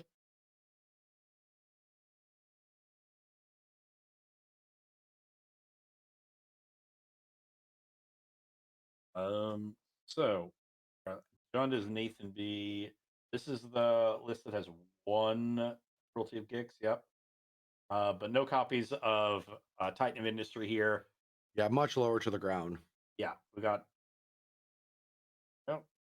same stuff we've seen in most other decks. A good combination of card advantage creatures, removal spells, planeswalkers.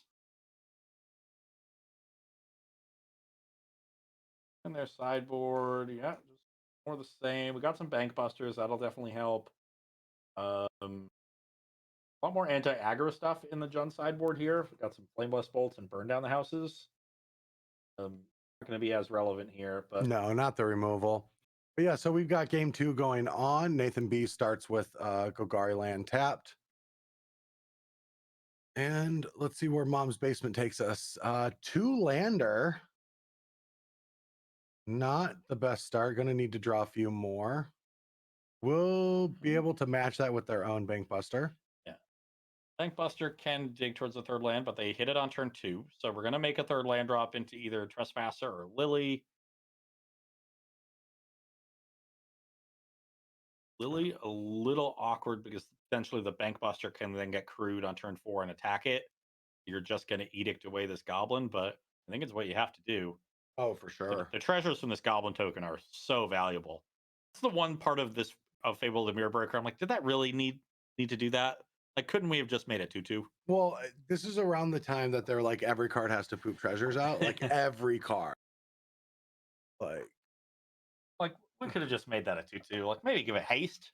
Yeah, the amount of treasure production in the last like 2 years, I mean, talking about Commander, has completely like impacted the Commander metagame. Like I've seen people play Karn. You can't do anything with it. It just says don't use your treasures. And I can start animating them and picking them off. You can pick them off. Yeah, you can't go searching for anything. Real important here that Nathan did not have any 3-power creature to crew the Bank Buster, so the Lily's going to live.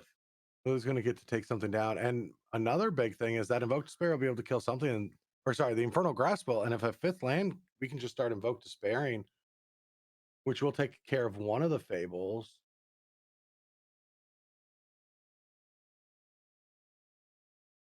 This is a really interesting turn. What does Nathan have now? Because they didn't have a 3-power creature last turn.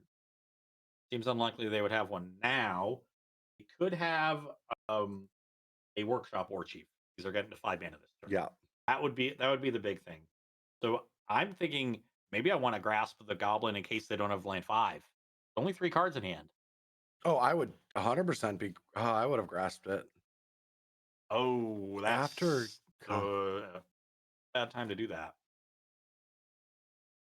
All right. Well, they get the treasure. Oh, they had a 5th land, but it was the Triome that enters tapped. So are we going to see a Workshop War Chief here and the max punish for giving that treasure. No, just a trespasser. That must have been the draw for the turn. Interesting that didn't happen pre-combat because that could have accrued the Bankbuster and given you another attacker at the Lily. Yeah. No fifth land here, so the Bankbuster activates again. That means these Invoke Despairs are going to be another turn off. Did Yeah. find the fifth land, so now we can play our own Trespasser. And sacrifice to Yeah. kill off Love something. that. You know the Lily is not going to live. Just get your value. Both those creatures pretty valuable. So now that Lily, to trade for a Graveyard Trespasser without triggering ward, take out part of the Fable in the Goblin token, and you got a plus activation, which you're fine with. That's pretty good value. Don't need to, constantly risk everything to keep your Planeswalkers in play. All right, there is the War Chief. 3 life. Copying it. Get another one. 3 more life. Attack. It's going to create a Rhino. And the writing's on the wall. This is a lot. Yeah. Looks like these Invoke Despairs are going to be a little bit too late. You wanted to get these going while the Fables were still enchantments. Yep. Because then you get a creature and what effectively would have been the reflection. So just can't imagine that it's going to be enough, but we'll see.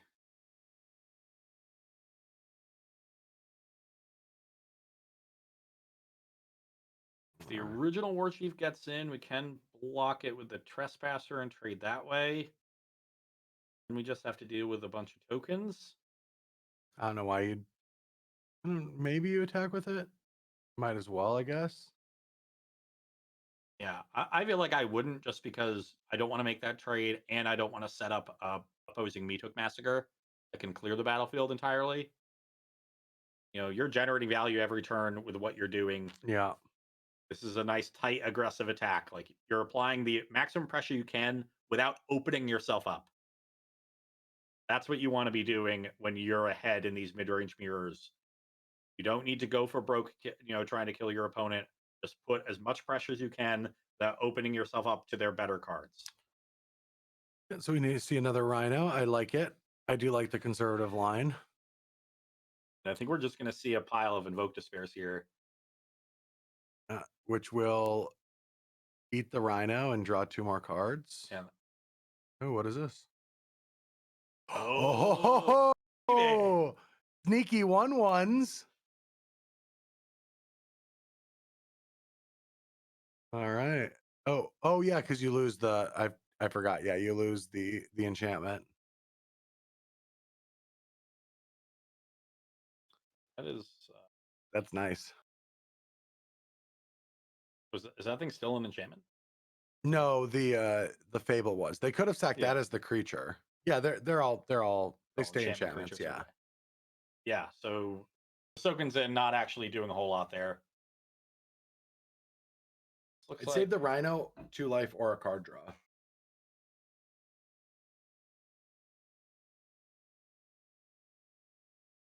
Do you have to sacrifice enchantment first? I believe it's creature planeswalker enchantment or enchantment, and yeah.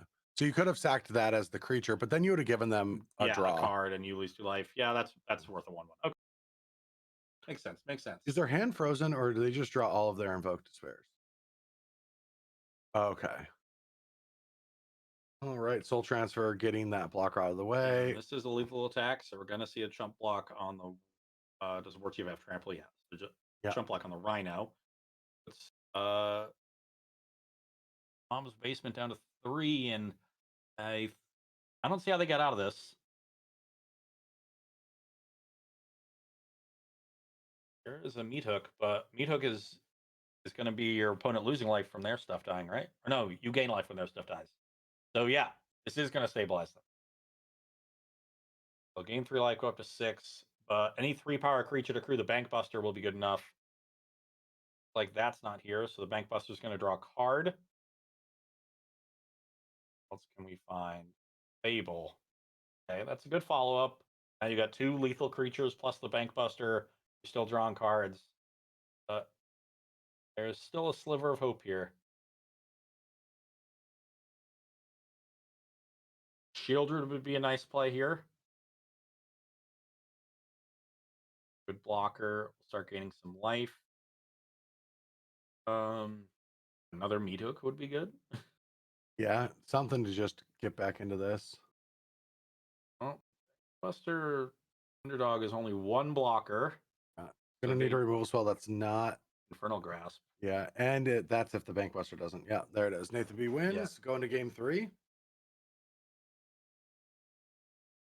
Cut down would have been the only possible removal spell. Cut down the goblin, jump the 4/4, Or trade. or trade with the Bankbuster. Yeah.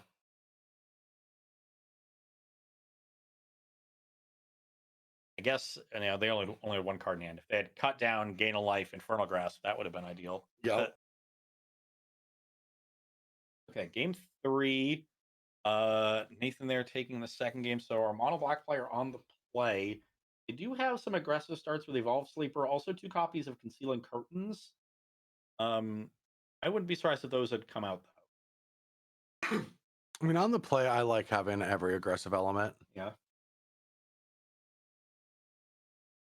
Yeah, the mono black deck isn't as clogged at 3 as the multicolor decks because you don't have Wedding Announcement, you don't have Fable. It's really Liliana Trespasser. Is this a keep?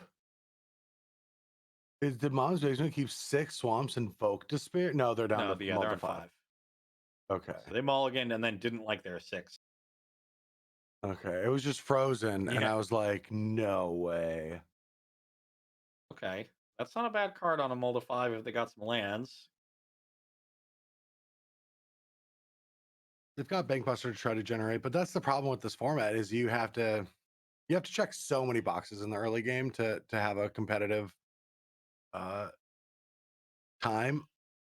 And turn 3 activating this just to make your third line drop is not really that. Yeah, you're just gonna fall behind. You need to be able to curve nicely, get your normal 1-for-1 creatures on the battlefield, and maybe your 2-for-1 creatures like Corpse Appraiser and Grixis, and then your Bank Busters and your Evolve Sleepers and things like that. That's what you do after you run out of that initial wave.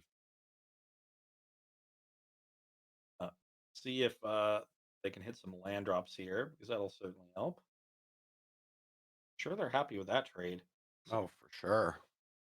A little surprised to see Flame Blast Bolt even in the deck. It only hits Evolve Sleeper and Underdog. But when you're on the draw, if you don't have a lot of removal for it. Yeah. And it's particularly good against Underdog. And it can hit a Liliana. Yeah. Is it better than Voltage Surge? Maybe. I guess the 4 damage, like, there's only a few extra things it kills. You have to enable that with the artifact. Getting the exile on the Underdog. Okay. All right. Finally found that extra land.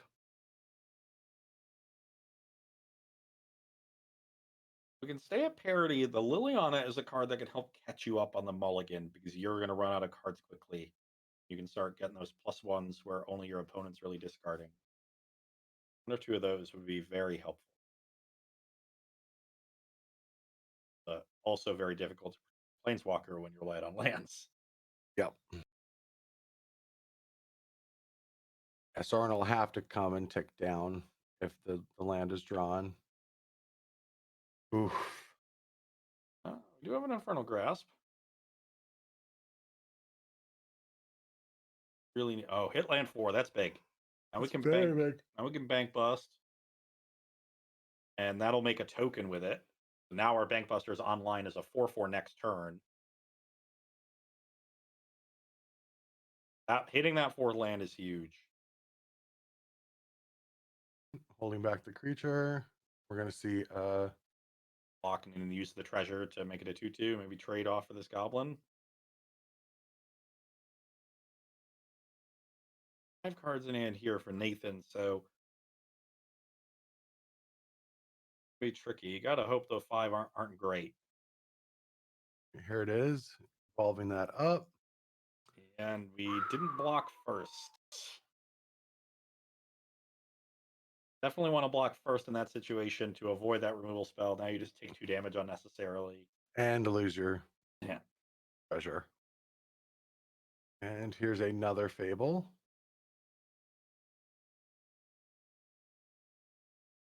If your opponent doesn't want you to block, then you beats there. Land, but Eternal Grasp is no longer in the hand. It's Lily Soren and two cards we don't know. But we got two good blockers. But if they untap with the Reflection, like Workshop War Chief, Graveyard Trespasser, Childred, Lots of bad things can happen. even a Bloodtide Harvester would be really bad news. Any good creature here, the Reflection is going to start really eating at Basement's battlefield. And at that point, the snowball is down the hill. Going to need some Trespasser. That's probably the least powerful option. Most beatable. Going to need some Meat Hooks and Invoke Despair. You're rooting for mono black. Those are the cards you're rooting to see. Mm-hmm. All right, another Trespasser. And this is enough threats to take that Soren down. So you will, I guess you're only losing a Goblin token, really. You can lose both, right? Because you can yeah, crew you the lose bank. both, yeah. But it's if you want to get Soren off the table, which I think you do. Yeah, your card advantage is coming from these reflections, and you've got another one coming. Oh, yeah, you're happy to do that. Once I have my card advantage going, I just want to get rid of theirs. Then I know I'm generating advantage every single turn.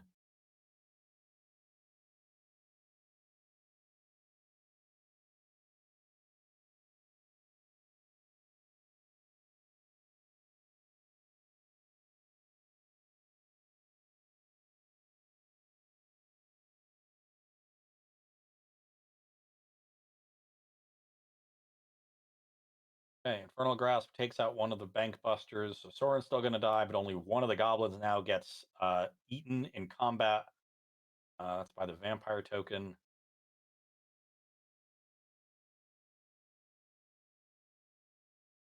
That's actually rough because it means the Liliana isn't nearly as good. So there's an Invoke Despair. Okay. So this is probably Goblin token, Fable, and a card. You'll take that for sure. Mm-hmm. And, well, if Trespasser gets in, you could double block it. And now the Reflection isn't generating card advantage. So, yeah, that was a very good invoke. It was massive. Oh, Rhino time. Yeah. It's Rhino Clock. Let's try to workshop how much damage is going to be dealt here. Certainly going to put a wrench in Basement's plan. All right, Trespasser and the token are coming in. Yeah, now you don't much care about this double block. You're just trying to press damage, though. Maybe you should care about this. Trading the for a vampire token is. Oh, did not switch it. Just clicked through without reordering. Little mishap. See if that ends up mattering. If picking up a little extra damage, gaining a little extra life gives Basement that one extra turn.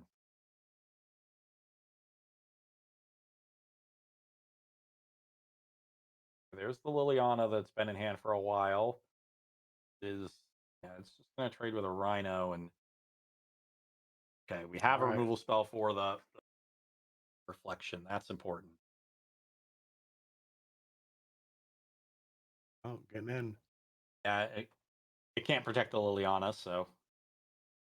Yeah, that is a little mishap. Much better to deal with a 1/1 than a flying lifelinker. Yeah. That's 2 life that gained.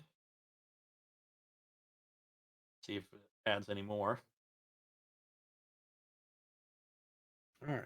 Oh, going straight to the face. Yeah, even with 2 cards in hand. Face is the place. Okay. Take another vampire. Yep. We have another thing to play, so the Lily +1 is worth a card. Yep.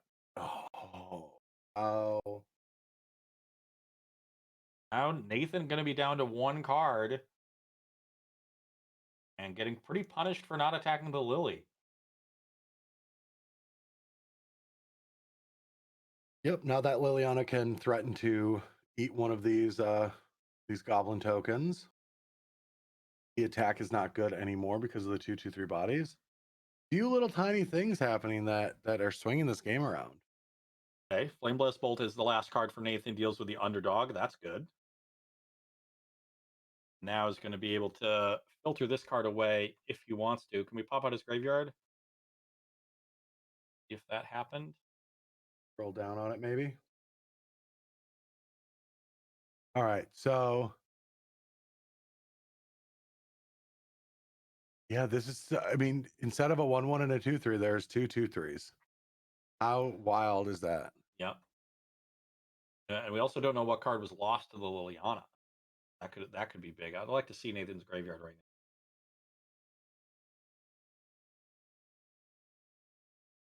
now. All Okay. right, 4 life there.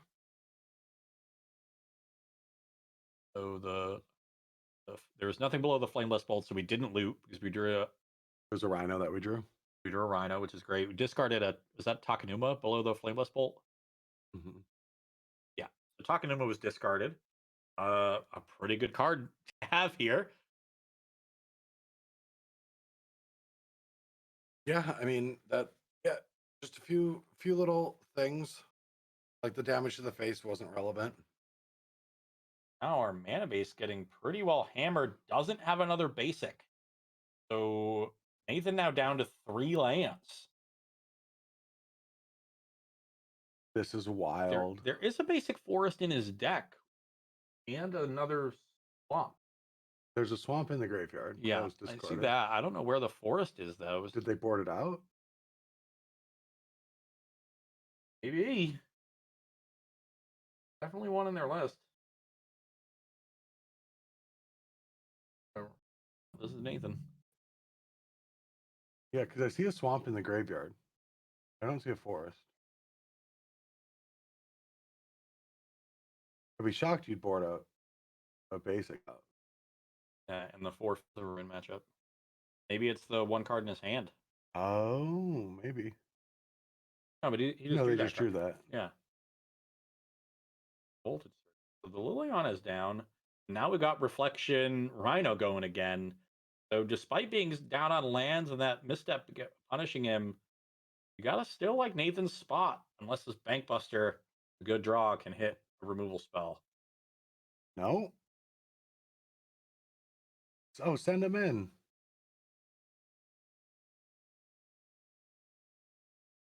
I mean, they kind of hold back 5 damage, right? Of the original Rhino. Yeah, but So you're taking 1 to deal 4. It seems like a reasonable trade, even at 25 to 10. Oh, that's too aggressive. there's got to be a removal spell, right?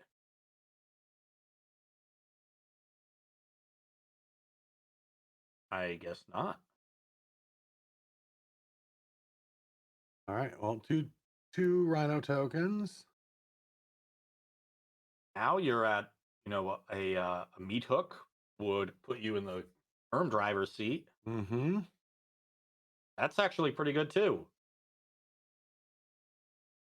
Well, you got to get through these turns, right? That will make it a 3/3, I guess. You need to get through this block. one turn and a double block with underdog and the vampire on one of them. You take 8 because there's going to be a copy from Reflection, but you gain 2, so you go to 3 at that point, and you still have probably the underdog on the battlefield. Yeah. But you're not gaining anything on those turns. But you go to 3, which is actually enough life to double activate the sleeper. You get it to a 5/5. Although maybe they leave you with the vampire because the underdog can crew Bankbuster. This is going to be close. Very tight game. Now I'm thinking that I was initially thinking you would like to keep that Takanuma around because it would be more gas. But now that you lost those lands, just having a 4th land here would be great.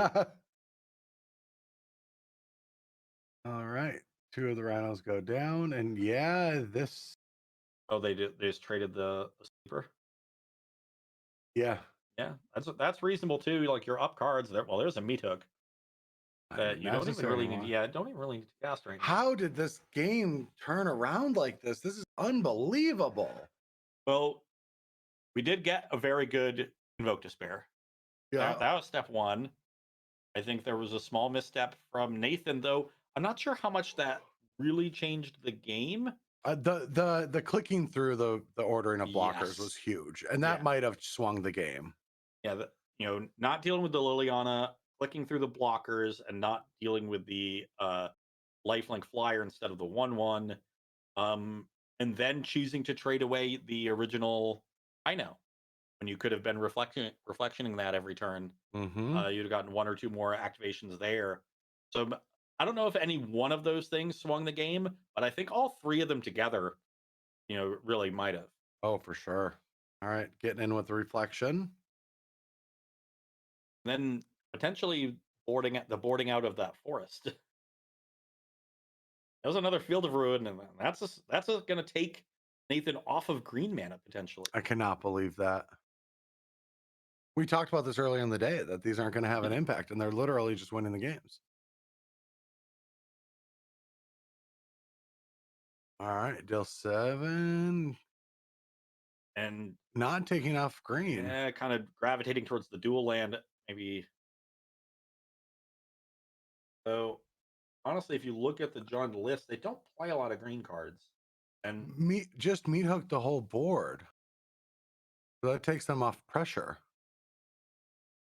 that's awkward. There's one of the creatures an underdog though. I guess you can even return the underdog next turn. Just returning underdog? You'll draw a card. I guess, yeah, you don't have a lot of life to play with. Yeah. Now you've drawn an Infernal Grasp, but that it looks very awkward. Oh my god! No, but if they can do it during their upkeep. Upkeep, yep. They have a stop. Okay, good. Good they have their And they stop. gain a life off the meat hook, so they're 3, not 2. Bankbuster is a good draw. But do you even go? Another field? That's the 4th one. This look, I think lunch might have given me food poisoning that I'm very concerned about right now, but I also feel like I'm in a fever dream. There's still a card in Nathan's hand. I wonder if it's another War Chief. That might be one. Maybe Could be a massacre. Yeah, there's a couple things it could be. It could be a Sorin. He doesn't have double, and that's Just into another Invoke Despair for and... lethal. What in the what? What was that? Deal 6. Just double barrel deal 6. Deal 6 draws 3. Well, Oh, what? that was an incredible game. Yeah, that was the game of the And day so far. I was gonna say, I think very well played from Mom's basement to claw back into it, and then maybe it got a little loose at the end there, going for that underdog, and sweeping the board away with the meat hook. It's wild. I think maybe a little loose at the end, but I will certainly give a lot more credit for the earlier parts of the game because that was not an easy game to win. That was a wild game. That was oof. All right, we got anything else that could be that exciting? What about our Gruul and Selesnya players, Adrian?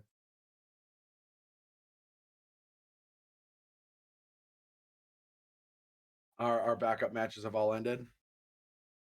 Okay. How many matches are left in the round? Okay, I mean if they're wrapping up, we could take a quick break before.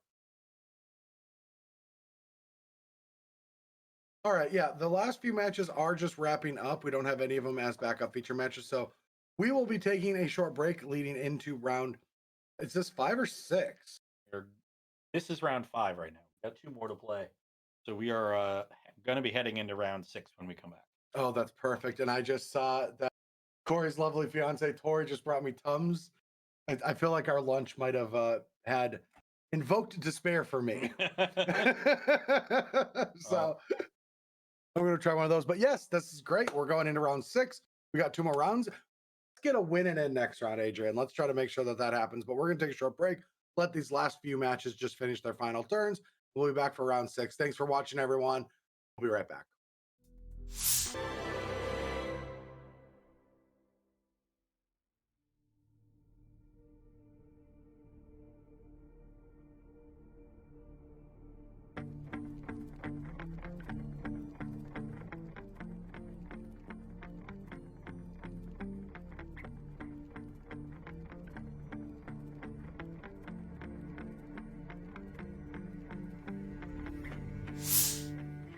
Welcome back, everyone. My name is Brad Nelson. I'm joined by Ross Merriam. We were going to be stepping into round 6, but we've got Lavunga taking a little bit of time trying to grind out the last match. Yeah. So we're getting that set up here, and then we're going into it right now. Actually, we've got that set up for you. These are 2 of our 3-1 players. So they're fighting to stay, outside of the tiebreaker sweat here. And Lavunga started 3-0, so they're trying to avoid the 0-2 after a really strong start. They've got the advantage on life, on cards, and on time. Yeah, under 3 minutes here for Silver Galord. Gonna be tough to turn this one around. Oh, and we've seen this song and dance before. Yeah, with the massacre. So this is 4 damage just in sort of burn, and we're in first main, so it looks like this is going to be lethal right now.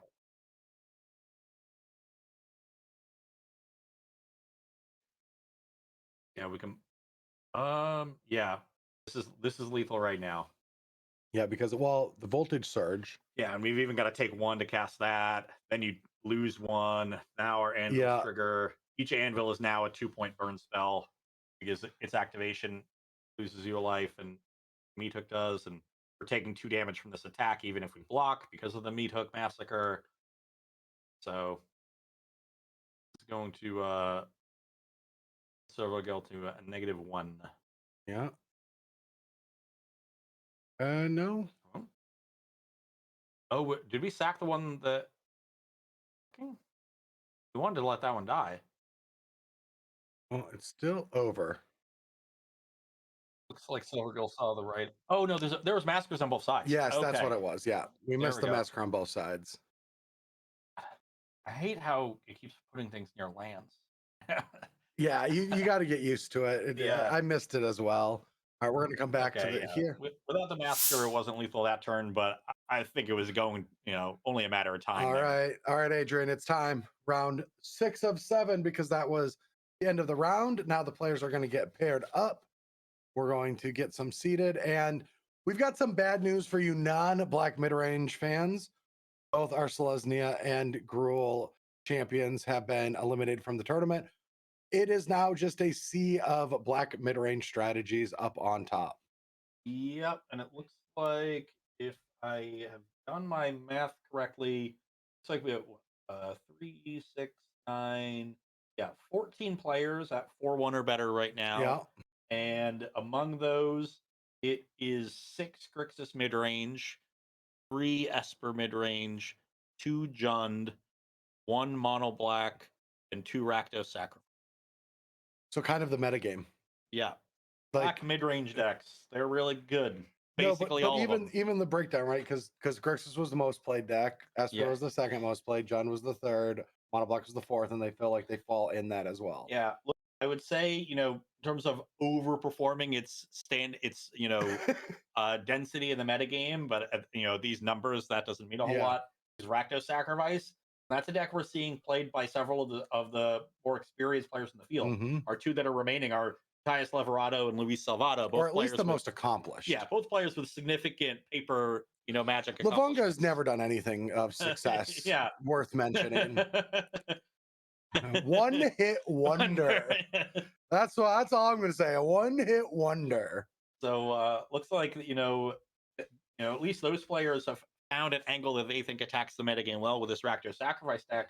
So that to me is an interesting thing. Can they they now have the metagame they expected. If Yeah. you're coming, to this tournament and not playing Grixis or Esper, you're certainly expecting to play against a lot of them. So you've Mhm. gotten your wish. You're going to play against a lot of them for the rest of this tournament. Can you convert and put your money where your mouth is and not playing one of these really powerful And three-color Lavunga strategies? cannot convert. I'm going to opt out of complimenting this person. Unclear why that is. Might want to just Google Matias Leverato and Brad Nelson. I wouldn't. I don't think that's necessary. But we've got 3 players at 5-0, and we're going to be featuring 2 of them this round. Not sure which 2 will be paired against each other, but our 3 5-0s are Mental Misstep and Raging Machismo on Grixis, and Hake, who's our Esper midrange player, but our legend-focused one. Did we get a hand cam for them? Okay. Featuring Plaza Heroes to help fix the mana. So that also, even though it is a known deck, a very interesting build of that deck. So to me, those are among the X1s. Those are sort of my heroes. That said, there is still some opportunity for X2s to sneak in. It's just tough to do that when you're the one climbing at the end. Yeah. Instead of having Yeah, these 5-0s going lose are going to have powerful tiebreakers. Yeah. So I do see 1-3-2 right now with great opponent match win percentage, but there are Grixis midrange players. So that is Namor Squats at the top of our 3-2 bracket. Looking at it, so we got 11 4-1s and 3 5-0s. So 5 of these 4-1s become 4-2s going into the next round. Oh, we're supposed to entertain them, Ross, not with math. Oh, match is created. We're ready to go. Thank you, Adrian, for saving us from Ross math. Oh, I got a luck. Ooh. Oh, I'm sorry. I hit a vein there. Okay, so it looks like we've got the Grixis mirror. Both our Grixis players fighting to be the lone 6-0 in the tournament. Yep, and we've got Harvester off of 2 pain lands. It's not necessarily the lone 6-0. Hawkeye could win their pair down. Yeah. And join them. Yeah, and 2 pain lands is certainly a suggestion that they don't have more lands. I wouldn't be surprised to see this blood token get sacrificed here. It's really difficult to think that they would lead on just 2 lands, those lands in particular, as their only sources. Is this going to Mental Misstep is playing Make Disappears, right? In mass quantities, I believe. So bring up both of their deck lists. Mental Misstep is playing 4 Make Disappears. Yeah, that's what if I remember correctly. So so is Raging Machismo. So 8 Make Disappears in this matchup. Well, first Fable to come down for the match. That's gonna get voltage surged. There's not a ton of differences in these decks. Yeah, we're finding the homogenized list scaling to the top. Henry, what are you doing down here? Slight difference in the removal package. Mental Misstep opting for cut down. Raging Machismo going for voltage surge. We've got a couple soul transfers for Mental Misstep, none for Machismo in the main. I'll say advantage Misstep there. And a couple Urtai Resurrecteds as the last creature instead of Ether Channeler for Machismo. That I could see going either way. You need the key removal spell on a Shield Druid or a counter spell on a big Meat Hook. That could be great, but just drawing it normally, I'll take the straight 2-for-1 off of Ether Channeler. Yeah.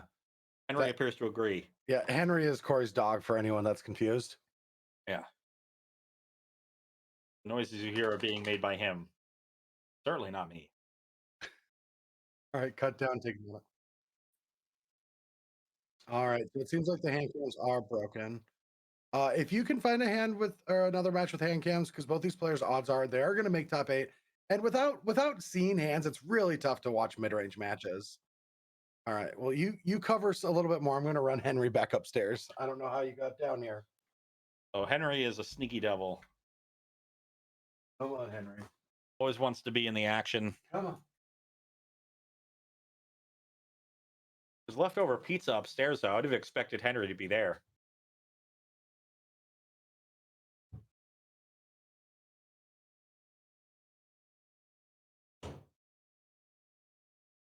Hey, here is a Shieldred, but yeah, we got an upkeep removal spell for it. And the Meat Hook Masters are doing a good job here for Machismo of undoing some of the life loss early from these pain lands. And we're really in a pretty close game, so a material edge here to Misstep. All right, we're gonna come back to us in the booth while we get the next match set up. Good luck to both these players, but we're in the stages where we at least need a hand cam to watch these games. They're just, Yeah, they're all very complicated, very yeah, contextual. yeah. Hopefully, we'll be able to, with top eight tomorrow, that starts at 4 p.m., everyone. We will be covering all rounds of Swiss today, and we'll be ending the broadcast after our feature match in round 7. Then back at 4 p.m. Eastern tomorrow. And by then, hopefully, we'll have all the hand cams for the players. We'll be able to communicate with them, talk about the top 8, and make sure that they have them. Perfect. Let's head out. Let's figure it out. I don't even know what match we're. That's a lot of cards. This is Andy Awkward on Grixis in the bottom, and Mom's Basement, who's our mono black players. So, yeah, that's a lot of permanence. That is a lot of permanence. But Curtains for you. they're also at 3 life staring down a Shieldred. Yeah. Yeah. But there's a life linking vampire that sort of, negates that. So don't pop this blood token. And yeah, 2 Shivan Reefs in hand, so nothing helping for Andy. And he managed to get through. His Mom's Basement has this evolved sleeper that can draw some extra cards. And next turn, that reflection will be off summoning sickness and be able to do something. Well, the awkward thing here is that these are effectively all lethal creatures. So we might be seeing 3 chump blocks with the Appraiser and the 2 Goblin tokens. Oh no, it's a menace creature, so the reflection is going to have to block this turn. Because the Revealing Eye has menace, and if there's a removal spell, Shieldred should end the game here.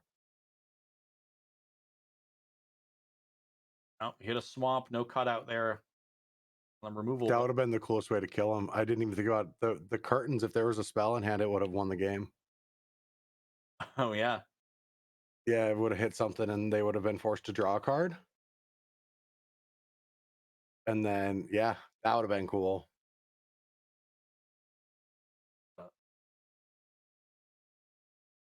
So how we can double block the Shieldred and kill it. And then chump No, block. but you can't because you have to block the menace. Oh, you yeah, have to yeah, block with all because of the 4 menace. creatures. Yeah, so let's, put our 2 best creatures there. So only one of them dies. We get to keep our Appraiser, but both Goblin tokens down. And Andy, even though we had a ton of permanence out here, fallen victim to Shieldred. How big is that? Is that a 7? 2 counters on it, so I would guess a 5/5. All right, so a Massacre up the top is about the only out, right? Not Shivan Reef?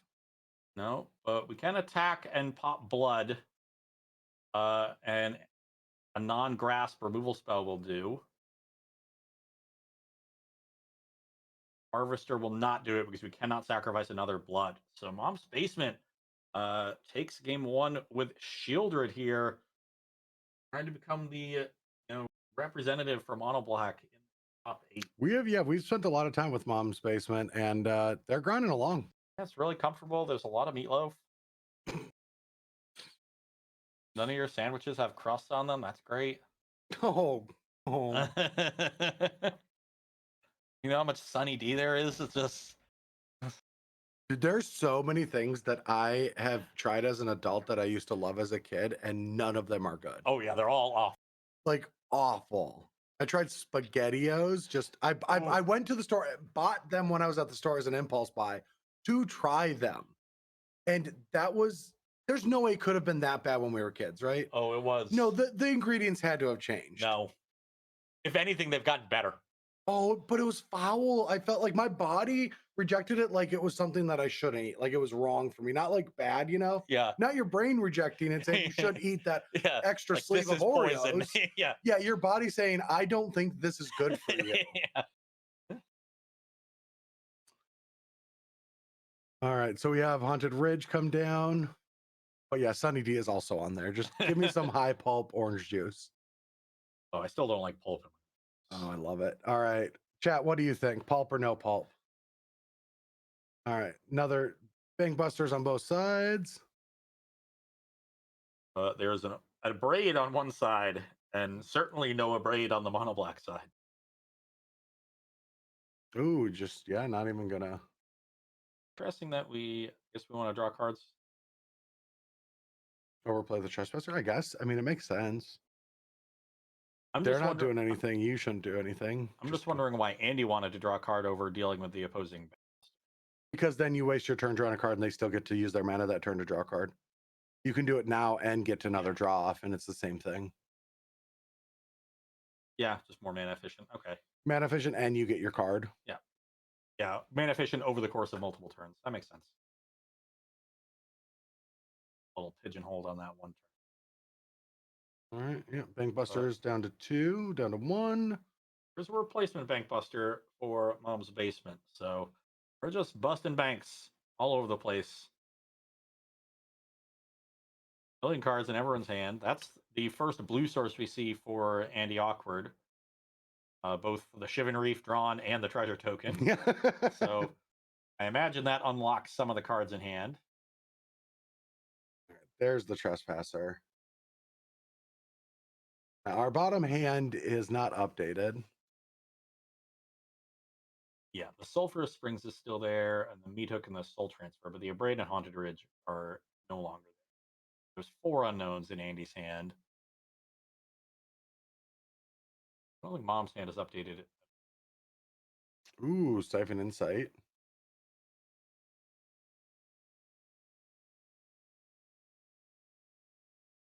Oh, who's invoking despair? Oh, that would be a delight. Oh my god, it looks like that's what we hit. Yeah. You don't have to cast it for the mana value of it, and that is what hit. Oh, but the spell pierce. We could have left that spell pierce up though. Oh, okay. Now I see it. Some of these Grixis lists have had a spell pierce, so it didn't initially. What about that Ginger Brute Sigarda's Aid? Yeah, those are less likely to actually be there. All right, the pilot thickens by crewing the Bank Buster and dealing 4.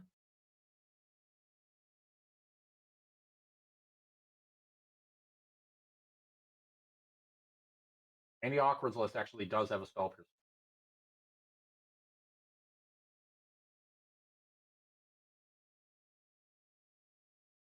All right, with 8 cards in hand, getting in 4 more damage. Both players have so many cards, though. Yeah, so you got to feel good as Andy is the person who's been able to deal a good amount of damage while drawing all these cards. Now it's really important to keep the pressure up so that Mom's Basement can't just play their cards as they please. I also think there's just a ton of value of I just think the Grixis deck has inevitability if both players are drawing cards, because you have counter spells and you can just pick and choose the right moments. You can fix your extra lands with your fables, and there's just a lot of benefits to being multicolored. But then the mono black deck has things like Evolved Sleeper that, take over a game. This is true. They do have better mana sinks. Yeah. And your counter spells do eventually stop working. Well, they're continuing to work this turn. Yeah. Well, this is only turn 7. If we go another 7 turns, they're probably done. You discard them to your fables. Yeah, Fable is the best card in the format, but that's okay. Best card in most formats. It really is, isn't it? I finally liked seeing it hit some modern play too. That's when you know it's good. It's when people are like, oh yeah, we can, just like Omnath, we can play it in this format. Yeah. It is Obscene Play Modern. No, I know it is. Yeah. It's in the creativity deck. yeah. I'm just so glad Archon's seen play. Okay, so there's an updated hand for Andy here, and we see pretty good cards. There's the first Fable, got another Siphon Insight. So definitely plenty going on here, and plenty of pressure on the battlefield. The Bank Busters are annoying because they're pretty good at playing defense against these creatures. Yeah, especially with that pilot.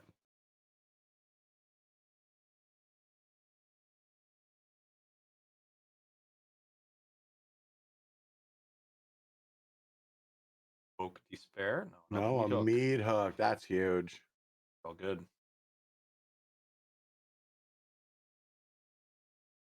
True Bank Buster in response. Get in for another one. Nah. Coward. Now this will open up for another Siphon Insight, though. And this matchup seems where Siphon Insight is spectacular. Yeah. I believe the first copy is still in the graveyard. Oh, yeah. That didn't get hit by a Trespasser at all. Yeah, there. Yep.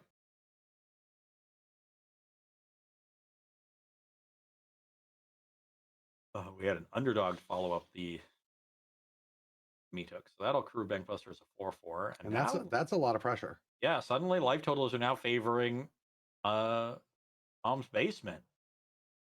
So these Siphon Insights are going to have to find something good.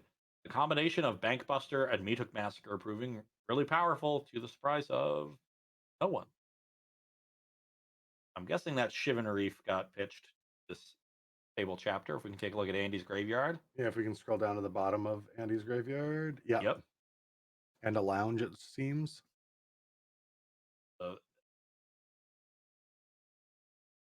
There's the Fable coming up just as big as you talked about. There's what, 8 lands on basement side, and we got still 8 here on Andy's side. Andy's gone 6 cards deeper. Yeah, and getting even deeper with these praisers. What do we hit off that? Just I think just a creature. Yeah, Graveyard Trespasser. Now, I think Andy still got the Meat Hook in his hand, but the Soul Transfer just hit the underdog on the other side, and the Shivan Reef got pitched to Fable. So I think Andy's hand is Meat Hook XX. And we got now 5 cards after the draw step coming for Mom's Basement.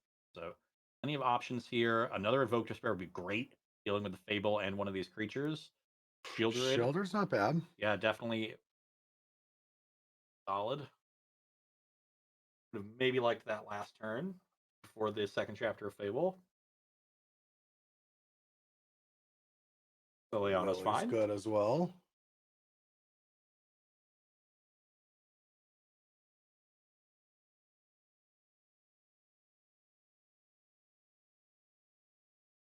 See if Andy has another removal spell here. You know, you could Meat Hook the Shieldered away, but that... they're stopping during upkeep. Ottawa. Dwara, yeah. See you later. Reflection.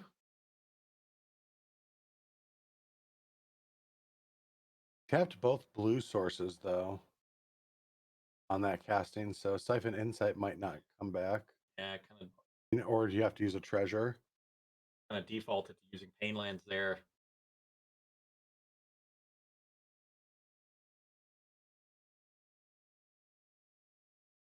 Game is going to come down to who draws better off of Mom's Basement's deck. Yep. Is it Mom's Basement or is it Andy? Just another a third Meat Hook. That's really good after your Shielder got bounced. So you weren't playing it for 5 anyway. Yeah. I know what you mean though. Yeah. All right, another Liliana. Shielder's still in hand. Interesting they wanted to get the Liliana down. Kind of tells me that the last card in Mom's hand is bad. They'd want to trade it for a card of Andy's. All right, each player is going to discard a card.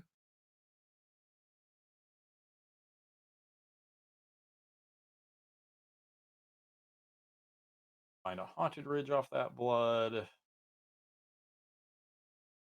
Guard it. So yeah, just the meat hook left for Andy, and it's not particularly good. Guess it'll hit the shield rid and the pilot token next turn. Yeah, it's really these siphon insights. I think the big thing is he just hasn't had an answer to these bank busters. We had an abrade for the first one. The other two have done a real good job of applying some pressure, defending planeswalkers, obviously drawing a bunch of cards, also living through all these meat hooks. All right, there's an Evoke Despair that's going to take Lily, the meat hook, and the And token. Yep. Oh, gonna sacrifice that instead. Don't mind that. Yeah, that makes sense. And honestly, if you're Andy having the meat hook in hand, you feel pretty good about that too, because you know the shield is coming down next turn, and then you're going to meat hook them away. So it's like you got to meat hook away one of these bank busters. So I think that play makes sense from Mom's Basement side, but they're going to end up getting a little punished for it. And another bank buster, I think, is a great draw. There's not a lot of pressure going on. You can afford to take another hit from their bank buster. Ooh, I would not have played that land though. Yeah, in the face of a deck with Liliana's.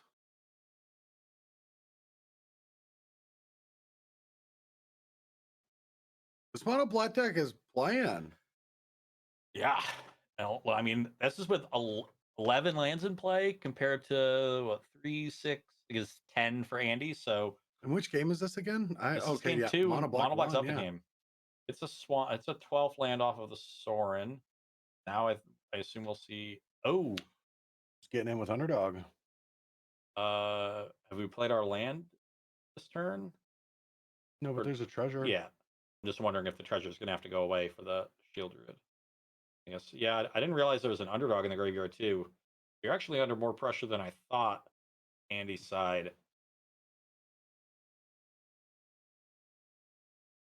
You're gonna gain that life back that you lost from the underdog. Yeah, sure, he's not going to do it. You're going to go to 4 here, but then we're looking at 4 damage coming back because the underdog gets blitzed. Well, you're gonna gain 2 from the meat hook. Yeah. If there's one more power than just the Sorin can provide to crew, then you have lethal, right? Yeah, because the underdog will then attack. So any sort of creature here.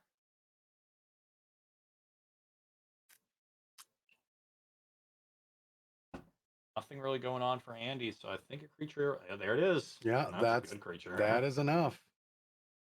Yeah, the mono black deck impressive here, just hanging in this mid range game and round through these siphon insights we thought were going to be really good. I think one of them did hit an Invoke Despair. Yeah, about as good as possible. 2. Yeah, I think they cast 2 Invoke Despairs. Yeah, no, Andy cast 2 Invoke Despairs this game.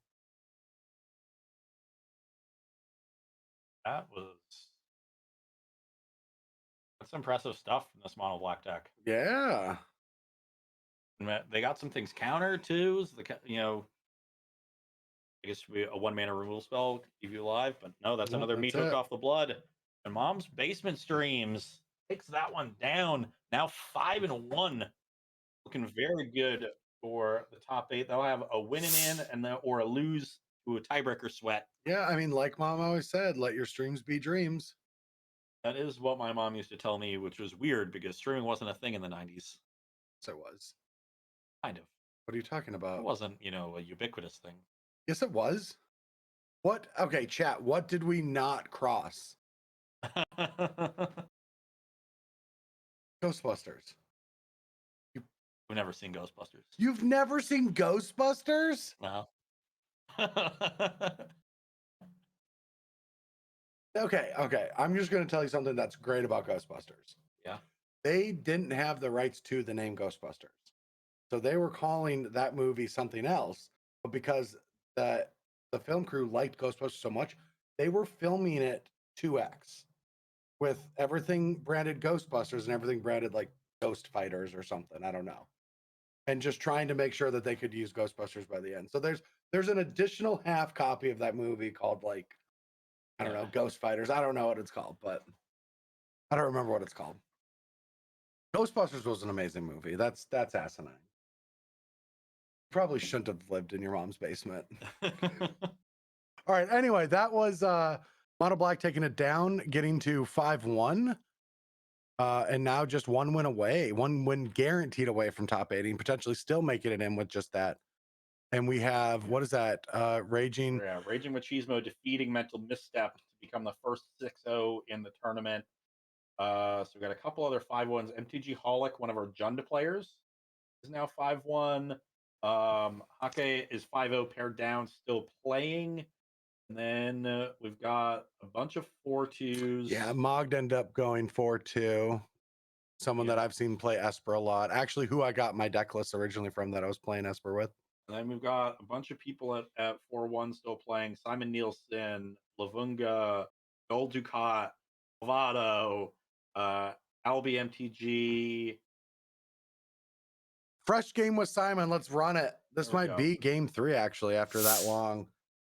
So let's see. We've got Simon against Albi. MTG. Albi is Esper, and Simon is an Esper mirror. Yeah. And I know we don't have Simon's hand cam. Do we have Elb? Perfect. We'll try to get that set up. I'll be playing a little bit more of a creature heavy build, 17 total creatures. They've got a Malevolent Hermit in their main. Yeah, I was playing with 1/1 for a while there too. Yeah. I don't think it's good enough. Couple Shieldreds, couple Interceptors, an AO. They've got an Edgar. An interesting one. Yeah, Anger's very interesting. All right, so Dennett comes in to exchange lives 2 down, 2 up. And no play on turn 3. Is this Trespasser going to be met with a counter spell or removal spell? Looks like it's going to be disappeared.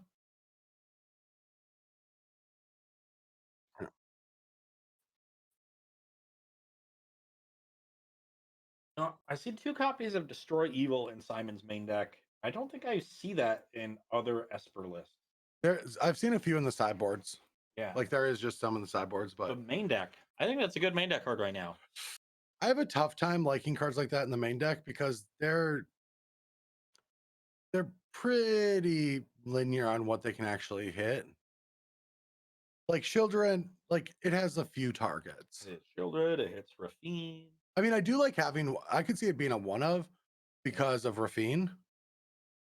I like it a little more in a deck with Fable, but you can't do that because then you're Mardu, and friends don't let friends play Mardu. Not without a Triland. All right. 1/1 coming through because that Connive did discard a land. All right, getting another 1/1. That invitation is about to become what is it, a wedding anniversary? Wedding announcement. Wedding announcement is the wedding announcement's the front side. Wedding invitation. All right, so AO comes down, that's going to be a tough card to fight. Yeah, there it is. Except we have Destroy Evil in our deck. Well, yeah, I mean, it's going to die and you get something out of it. Maybe. What if you brick? Arguing with you must be infuriating. So, can we confirm that Albi is up 1-0 right now? And this is game 2. But that could be still game 3. Okay. Yeah. Yes. The only thing we can confirm is it is not game a guaranteed 1 win there. Simon might have a win or not. We don't know. And then so we got a Bank Buster off this IR, or did we get the Underdog when we played the other one? Another wedding announcement. Everybody getting married.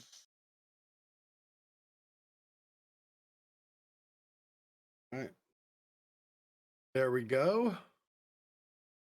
Now, yeah, 2 tokens and the transformation. So now they're all 2/2s. Oh, it's called Wedding Festivity. Ah. Now the party happens. We're all invited. See, it's only when I do coverage that I can't call it Glorious Anthem. All right. You mean Spear of Heliod? It's more of a Glorious Anthem. Spear of Heliod taps and it's an artifact. And is legendary.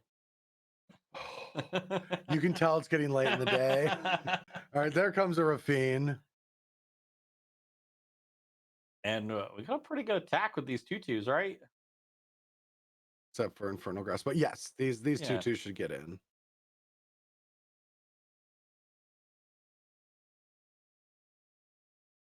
Oh, I would keep one back, maybe. Yeah, I could see keeping one back just to stop the lifelink trade up, but yeah, I guess they just want to do that. Also, you're kind of in the they might massacre, you know. Oh, okay, I like this because now this is 2 draws and say, hey, now my board doesn't look that good to be Wrath, and I get to draw a couple cards. Yeah. That refuel is great. And is that all 4 wedding invitations? I felt like one got countered, or was it on the other side? I guess I it don't is think just so. no. I That think is it's just 3. All right. Well, that Dennick didn't get traded with, so now this trespasser can't target anything. At least anything particularly. Oh yeah, now just can't target anything. Oh yeah, I guess I couldn't trade with because it's too big. It's a 3/4. Very big.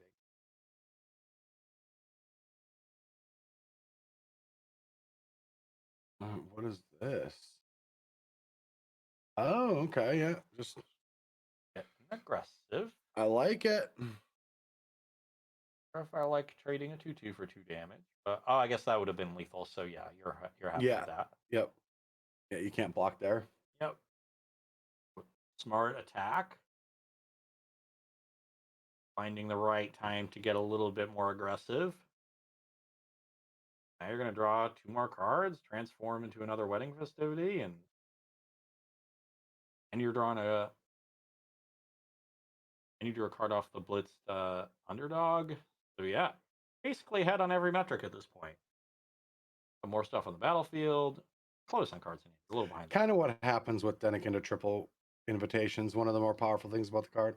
All right, so here's that. That's going to gain, or that's going to uh, create a treasure and a crew, but they still need to do something of value here. And Simon was able to, apply enough pressure and force some trades so that he was never losing too much material to a sweeper, Mm-hmm. which is really smart with his draw because that's normally a draw that could be quite vulnerable to it, and that also allowed him to, get draws off the wedding invitation triggers instead of more tokens. Everything playing into making your battlefield resilient. Wow, just taking down the crew.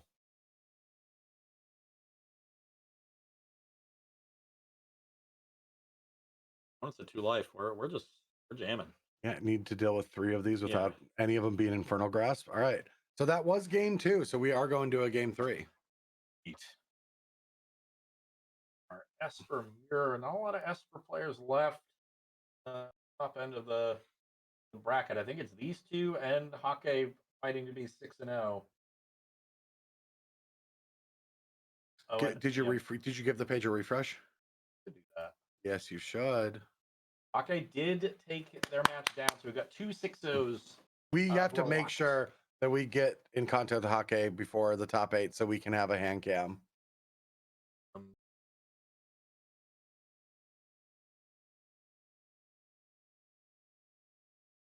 Those 2 players are locked for our top 8, Raging Machismo on Grixis and Hake on Esper. What do you think is going to happen in sideboarding here? The Esper Mirror. I imagine the 4 mana sort of counterspelly creatures are not as good because both you're of similar speed. Maybe certainly not good on the draw. Maybe you want them on the play.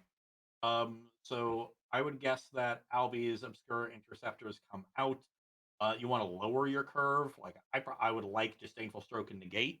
I would think. Well, there's not a lot of targets in the mirror for those cards, though. I guess, Staple yeah. Stroke, yeah. There's just Shieldred, there's AO, there's Meat Hook. Not enough. Wandering Emperor. Negate, you also just get to counter things like negate. Those got it. There's Negate's fine, yeah. Yeah.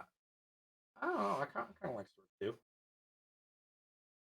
because I think your opponent's also bringing in heavy hitter kind of cards.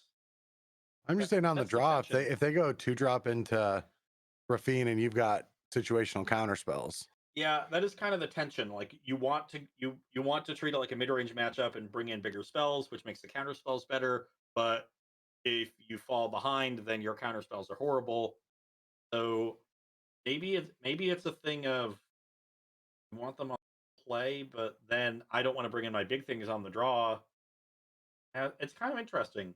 This feels like a you should be reading a lot of content and know what most people say to do, and then react to that. Yeah, or just always have them make disappear. That this is this is a matchup where I'd be trying to figure out what get into my opponent's head a lot. Oh, and know what they're doing? Oh, for sure. Yeah, because there's a lot of levels you can be on. You can be on the no high drops, all counter spells and low drops. You can be on the no counter spells, all high drops. You can, have different mixes based on I what also their think I configurations also are. think you can't go that many levels because you'll level yourself too often because you won't know exactly what your opponents are doing. And like fundamental magic just says, make sure you have enough answers for Yeah, their aggressive curve. I want to know. I just want to know what level one is so I can be on level two. Yeah. All right. So the Wandering Emperor comes down at the end of Simon's fourth turn.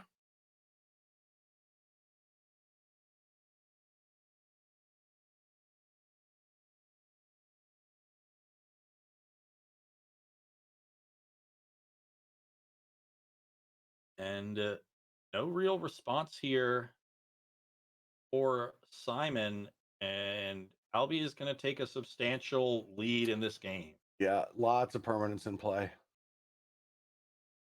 5 lands, 5 non-lands Yeah, versus 4 lands is not where you want to be. and no easy way to clean this up. Even if you meat hook away the creatures, the Emperor and the Announcement are still there, generating advantage every turn. Albie at this point could easily be holding up different counter spells. You can't really worry about those at this point because you're behind. You just have to run into them. And I think Wandering Emperor is a card, very interesting card since it can, really swing a game or even, just press an advantage. Not using any of your turn 3 or 4 mana. That is maybe Simon's on the all high drop draw. Oh, just and the AO actually sticks.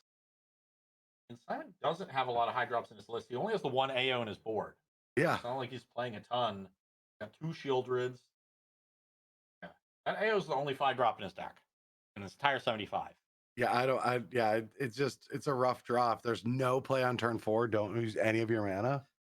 Yeah, like, even if it's just like a removal spell on a 2/2 to stave off some damage. Well, if there's a removal spell, then there has to be a meat hook.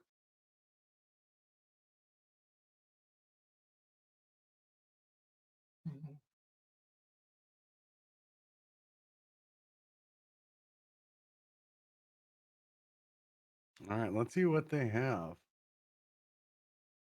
Tapping a blue makes me think, I don't know, maybe it's the shore up. All right, just exhausting the Wandering Emperor. 4 mana, 2 of which is black. Is this a Shieldred? Is this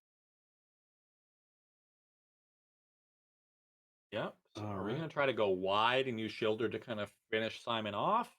What 18? I don't feel like you're. Yeah, that's a little awkward to just sit there with 5 creatures in play and not be able to attack. Doesn't have Shieldreds. Maybe he's just got a bunch of spot removal and he's waiting for a meat hook to clear the rest of these up. Yeah, and I mean, Could be willing to be take a couple hits. oh, is this the meat hook for 2? Oh, it is. Oh, brutal. Yeah, Simon set this up beautifully. And if the AO didn't resolve, it might have been a different story because there's a lot more damage coming through. But honestly, that attack would have only been for I think like 6. He'd be at 15. Yeah, that's fine. I think it was for 5. Yeah, 5, Yeah. 16. Yeah, I beautiful. guess you would have kept the Emperor around because the AO dropped. You were getting rid of it. Yeah, so beautifully set up here by Simon. Now answers the Wandering Emperor, answers almost 2/3 of the wedding announcement, and now seems to be the aggressor.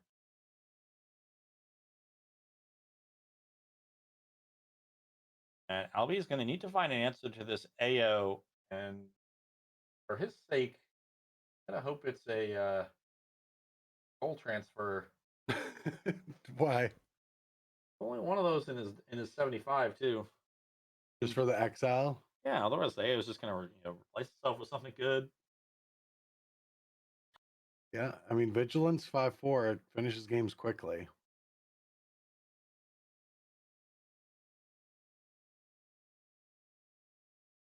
Finally, a wedding announcement for Simon himself. And his looks a lot better than Albie's since he already has a meat hook in play, so that promises more damage. Two of his tokens haven't already died.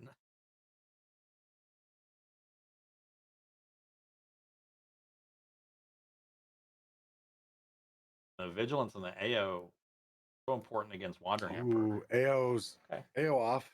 there we go. Now, if I'm Simon, I'm willing to use a removal spell on the AO just so I can keep attacking. Oh, for sure. The tower is a sign of weakness. Only 3 cards left, and 2 of them are new. All right. On the grasp. Okay, Albie, what do you hit? Want to hit? All right. Using the AO to crew the bank busters before going down.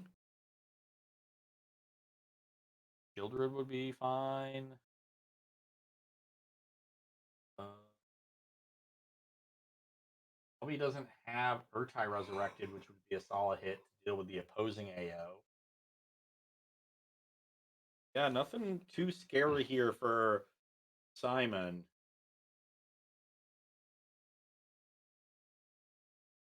All right. Just a trespasser. Now, any life gain here is relevant for increasing the clock of AO from 2 turns to 3. Mm-hmm. So the meat hook can deal the last couple points. Ooh, well, this AO might be 6 power pretty soon. Plus the Rafine represents more damage in the air, so this definitely looks like a 2-turn clock at this point. This card was a land. But yeah, it definitely will be.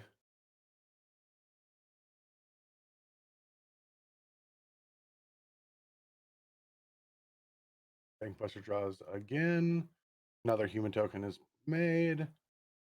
Here we go. Is there a card like another Massacre to clean this board up? Make Disappear would be able to keep that from happening. Oh, Rafine on the other side, potentially. Got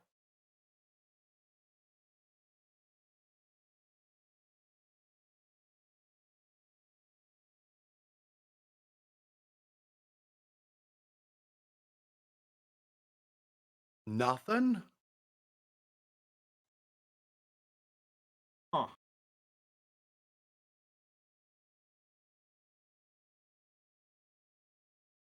Could be the bounce land.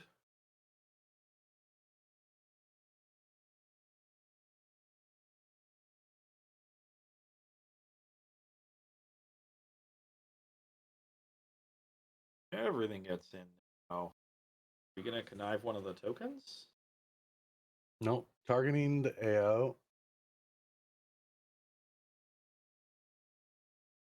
Yeah, it looks like it's the bounce land. Yeah, or it bounces that one back.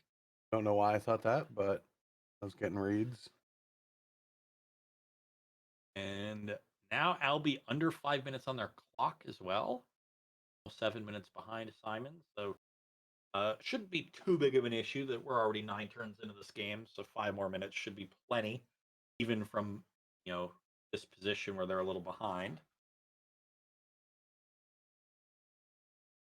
Locks in. So the tokens end up dealing just 1 point each from the massacre.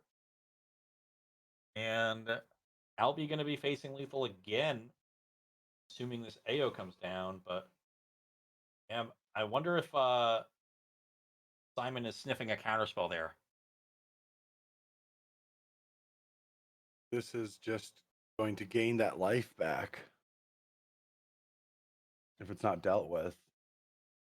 Yeah. And yeah, sniffed out that counter.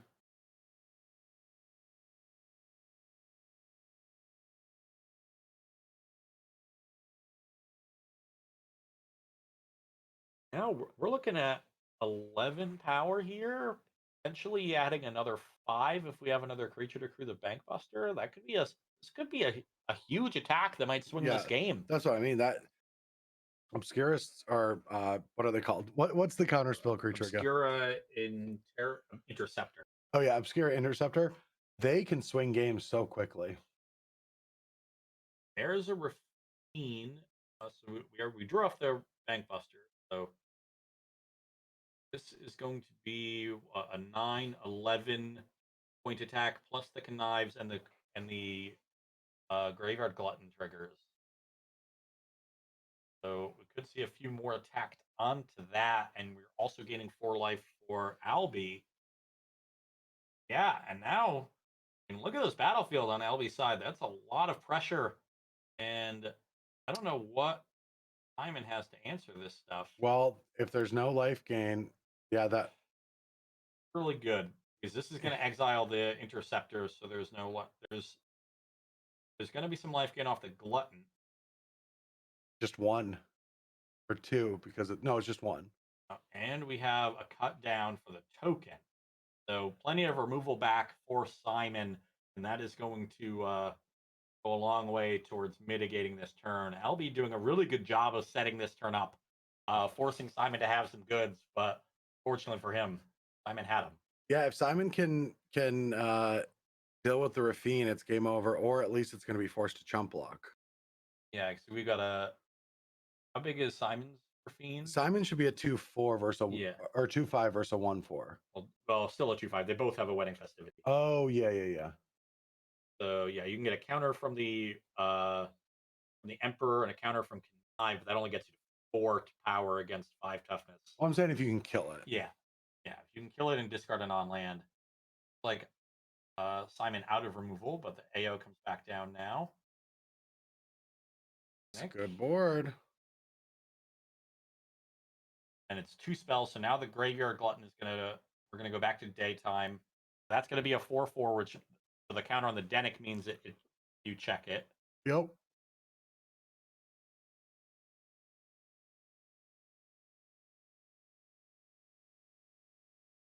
And this is tough because now you're sitting with 3 minutes on your clock, needing to get back from this really difficult board state. Just packs it up. Wow. Simon takes the match. Albie doesn't see a pathway back in. Says it's dinner time. So Simon now 5-1. Yep. Let's get a refresh. See if there's any. So joining our 5-1. So we got Mountain Master on Grixis, new base experience, we knew MTG Holic, we know Simon now, and we knew Missteps. So Mountain Master, another one added to that list. So we've got Grixis, Esper, Jund, and Mono Black in Guaranteed. our no, these are our 5-1s. Oh, okay. So in good shape, though. Several of them don't have great breakers. Yep. Mental Misstep and Simon both have very good breakers, so I'd be quite confident if I were them. Especially looking down at the top breakers for them as well. Yeah.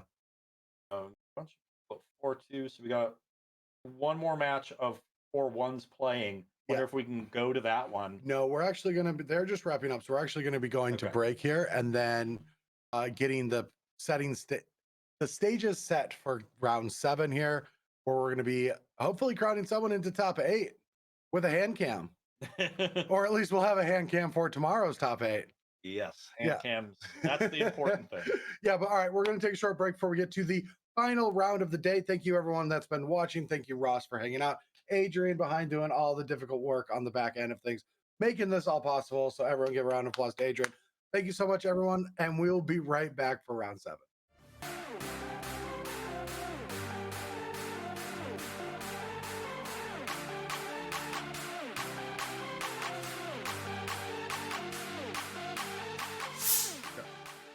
Hey, what's up, everyone? My name is Brad Nelson. I'm joined by Ross Merriam. And earlier today, I had a prediction for what would be potentially our top 8. Now, we're not there yet. We have one more match to go.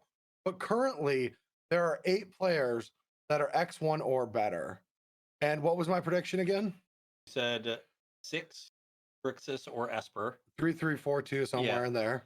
And 2 others, with at least one of the other 2 being another version of a black mid-range deck. Yeah, and so what are our top 8 players so far right now? We have 4 Grixis, 2 Esper, a Jund, and a mono black.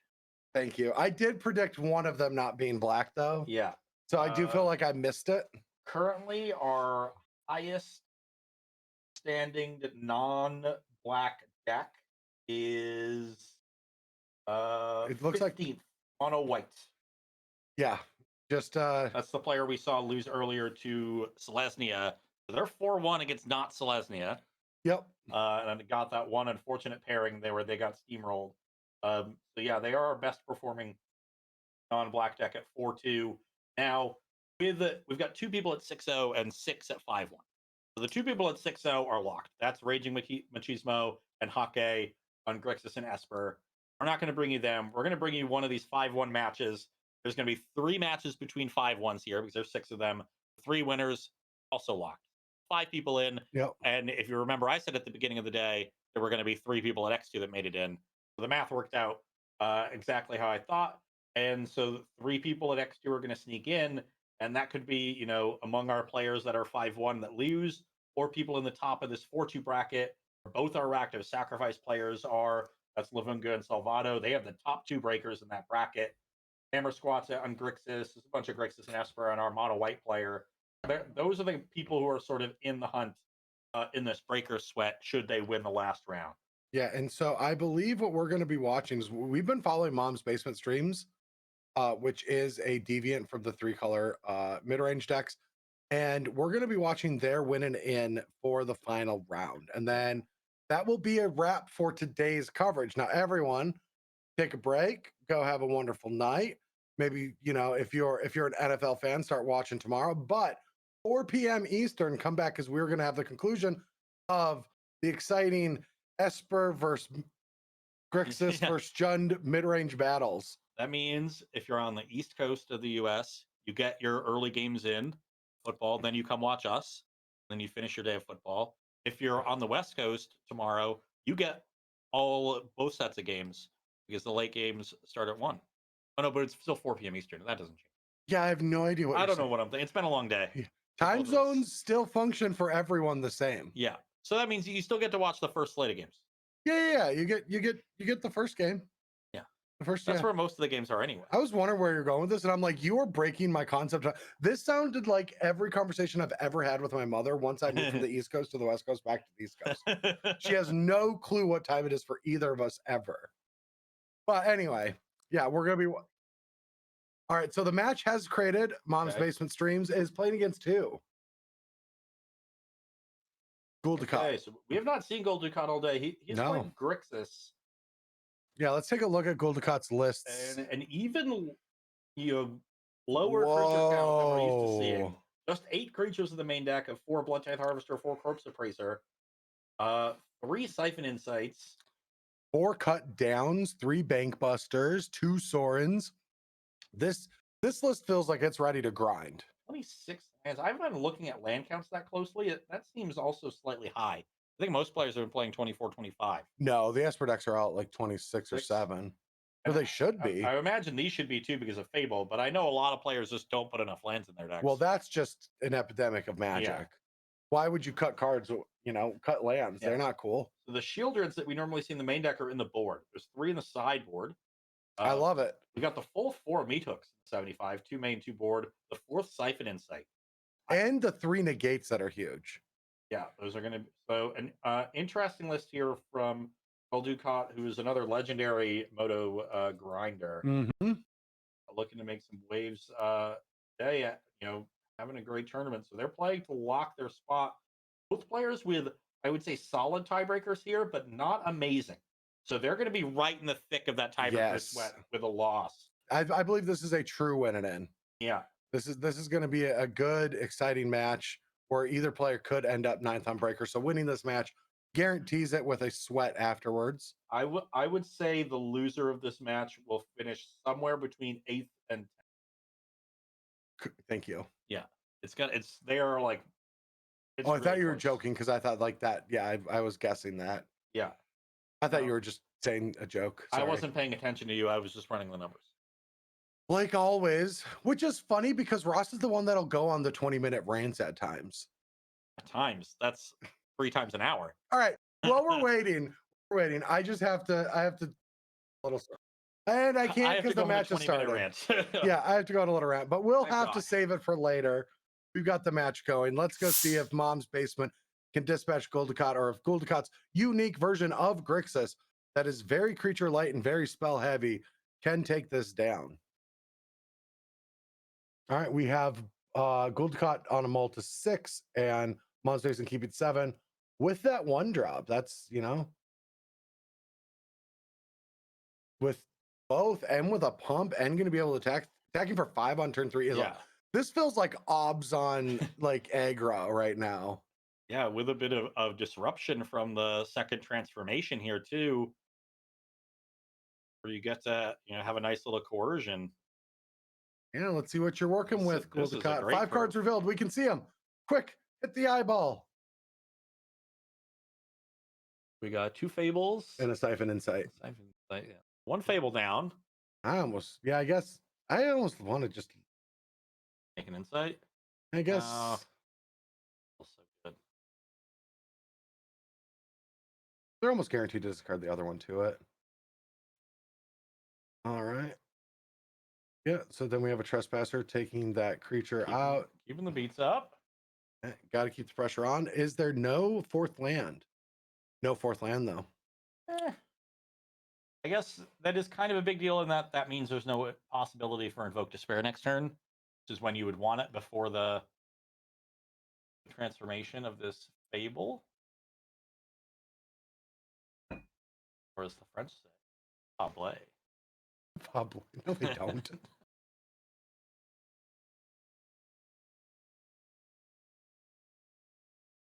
It could.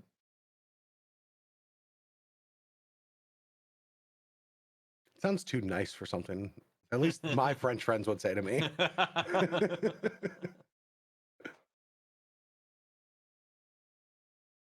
There we go. It's back. Love it. Love to see it. That Wrath is going to be super important. Yeah. Got the ideal. Okay. So Mom's Basements isn't working at the moment either. Must have been some kind of update in the last month that is causing issues for our hand cam. That's what I mean. Yeah, some update on Moto interacting with it.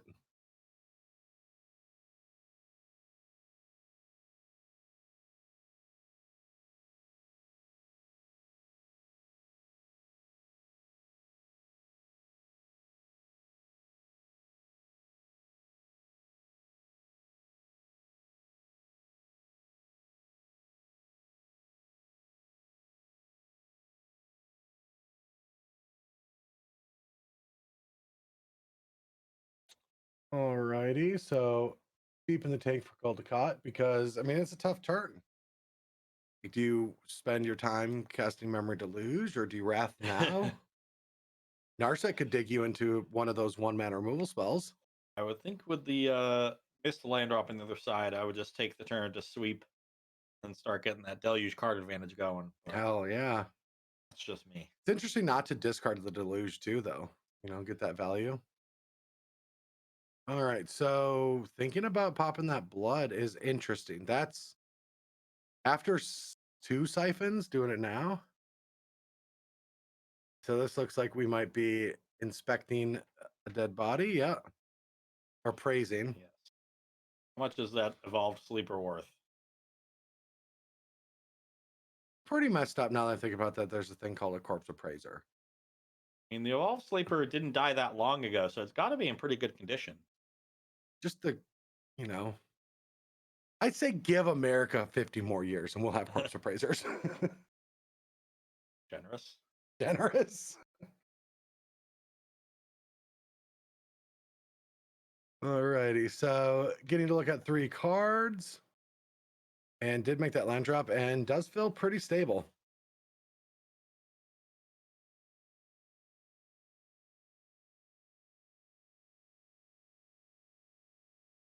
Yeah, you can. The revealing eye still annoying here, but if it attacks now, you can double block it. I think I would want to get that out of the way, but I'm also tempted to trade for the trespasser, so I don't have to deal with ward. Okay, goes for the trespasser. Dead. Yep. Now, you run afoul of too much removal trying to double block, but that's why the eye is annoying. I thought the eye was in the beholder. Yeah, but it's still annoying. Or is it the beauties in the beholder? Beauty is in the eye of the beholder. There it is. All right, so no fourth land again for Mom's Basement, which that sucks when you're really trying to cap out at 5. But 7 life is not a lot. Yeah, this feels like another one of those games where, it's going to come down to these next few turns. Can Mom's Basement close the door here, or can Gold Ducat take over? Um, so, both players taking their time on these turns. They know how important they are. Because this game could be over in 2 turns, it could be over in 10. And the difference between those two things is small decision made this turn or next.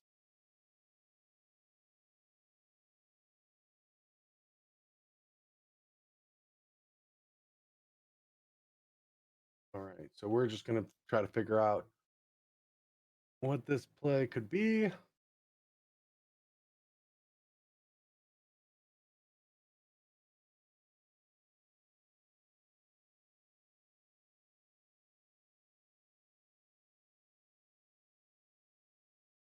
So mainly reactive cards here from Gold Ducat's list.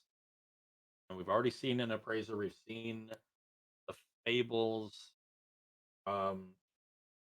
It's a choice between going for something big or going for like harvester plus a removal spell.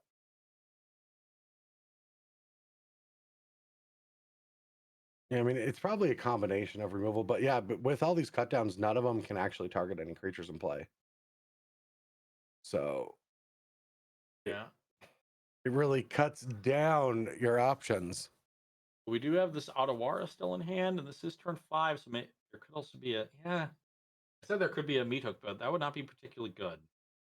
You lose both your creatures only for the trespasser because of that key 4th point of toughness on the revealing eye.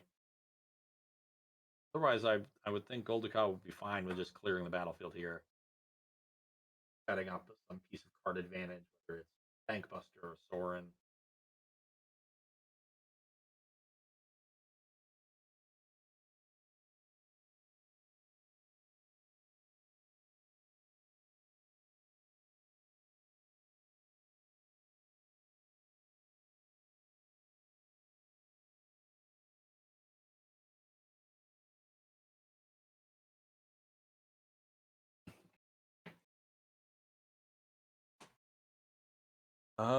Gold Ducat's still in the tank here. Yeah, definitely has options. It probably has a handful of just 2 and 3 mana spells and can almost play any 2 of them, where the options really do multiply. And yeah, now getting this treasure here, maybe okay. This to me signals a Meat Hook Massacre that he just wants to cast for 4. I think we're about to see the battlefield get swept away. No block. Mom's Basement. Interesting. So maybe they do not believe a Meat Hook is coming.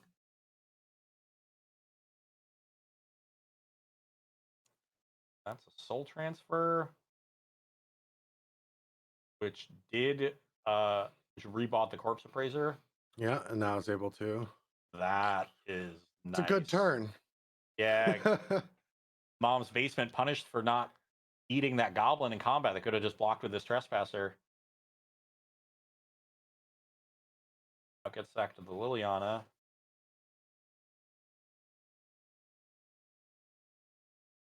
And Is there any more creatures in the graveyard? No, I don't think no. so. But if they can kill this trespasser in play, they can then get an appraiser and get some more card advantage. I've just been wanting to see that so much. Yeah, and deal with the Liliana. Well, if this is a harvester, then that would also get rid of the trespasser.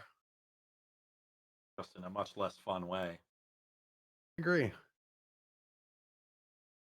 Come on. I just want to see it. I haven't seen the appraiser token get a card. It's kind of on my bingo card for the day.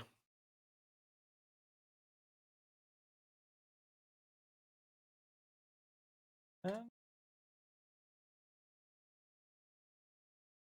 this point feels like Goldacott has taken control. Is this a Siphon Insight? No? Infernal Grasp? Yeah, there's the Infernal Grasp, discarding a Siphon Insight. Okay. All right. Yeah, there it is. Happy now?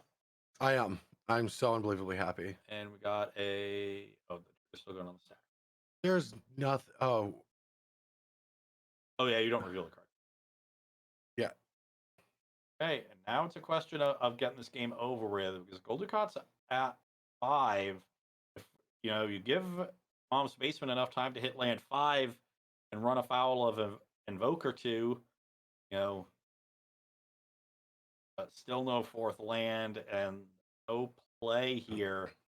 Also, all this digging is probably trying to insulate you and find a make disappear. Yeah. Siphon Insight on the end step, and now I think we're pretty much in the clear. There's a Fable, so that's going to be able to clone that token, creating more treasure. See, Goldugot here, his pace of play has significantly increased in the last 2 turns. Compared to the having used 8 minutes to the opposing minute and a half. So now sees that, I've taken control of this game. Let's get it over with. Yeah, now my lines are crystal clear. Shieldred. There's the make disappear. And is that game yet? We're only attacking for 8.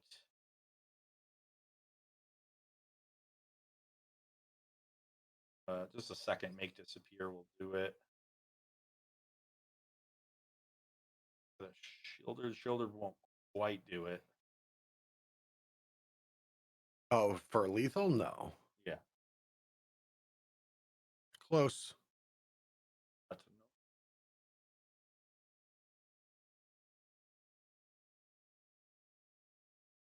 Oh, just preemptively playing that. Saying, I don't want you to gain that life.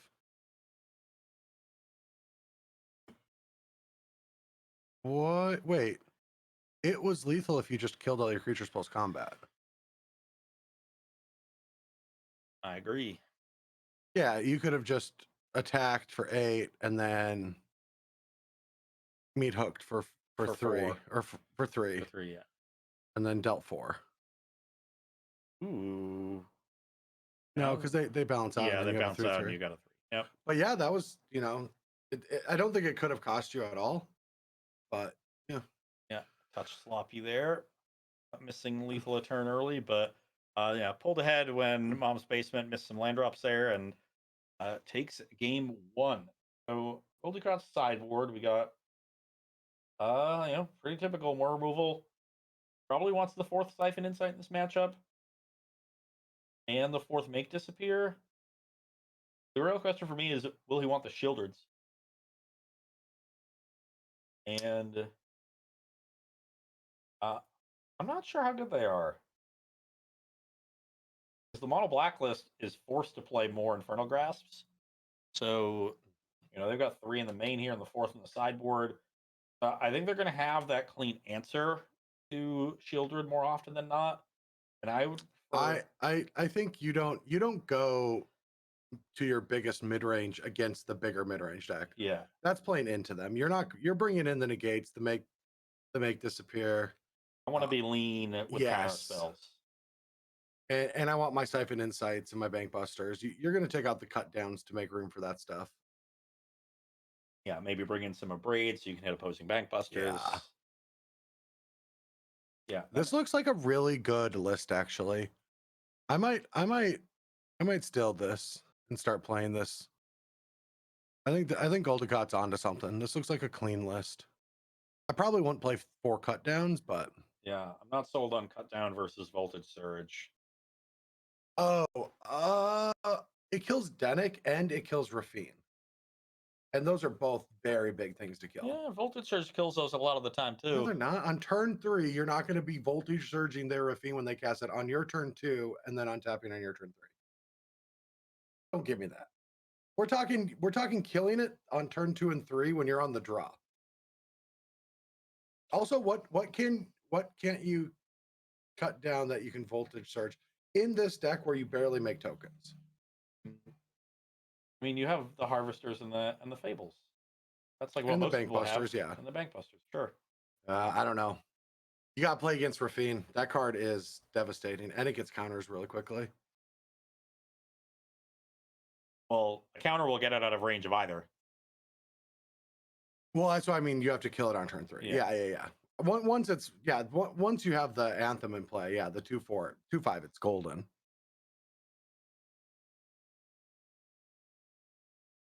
So, Mom's Basement starting on the play. Looks like no 1-drop here. All right, tap land. Some beautiful choices on lands. They might have been Mana Trader's choices on lands, to be honest. They usually are.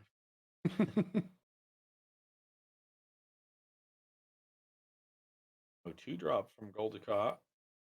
And presumably no braid for this bank buster. So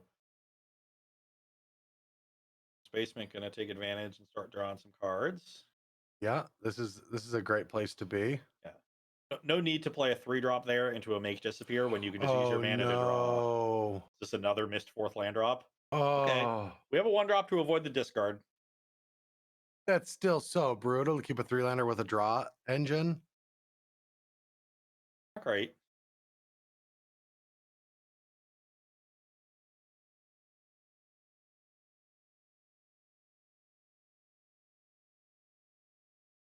Soren. Ooh. This be brutal. Not like this, Mom's Basement. Not like this. I think Mom's Basement is flooding. You done flooded my basement? Yeah. Or actually, really, it's the opposite of flooding, but experiencing drought-like conditions. Yeah. We're out of Wheaties. Maybe Mom's making you pay rent, making them the Yeah. landlord and not you. The grocery store was out of Ecto Cooler. It's a horrible day.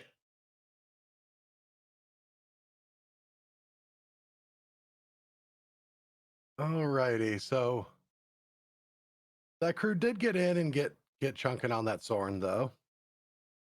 Mom came home with Mountain Thunder instead of Mountain Dew. You gotta stop. We're close to the end. You gotta stop. Keep it together.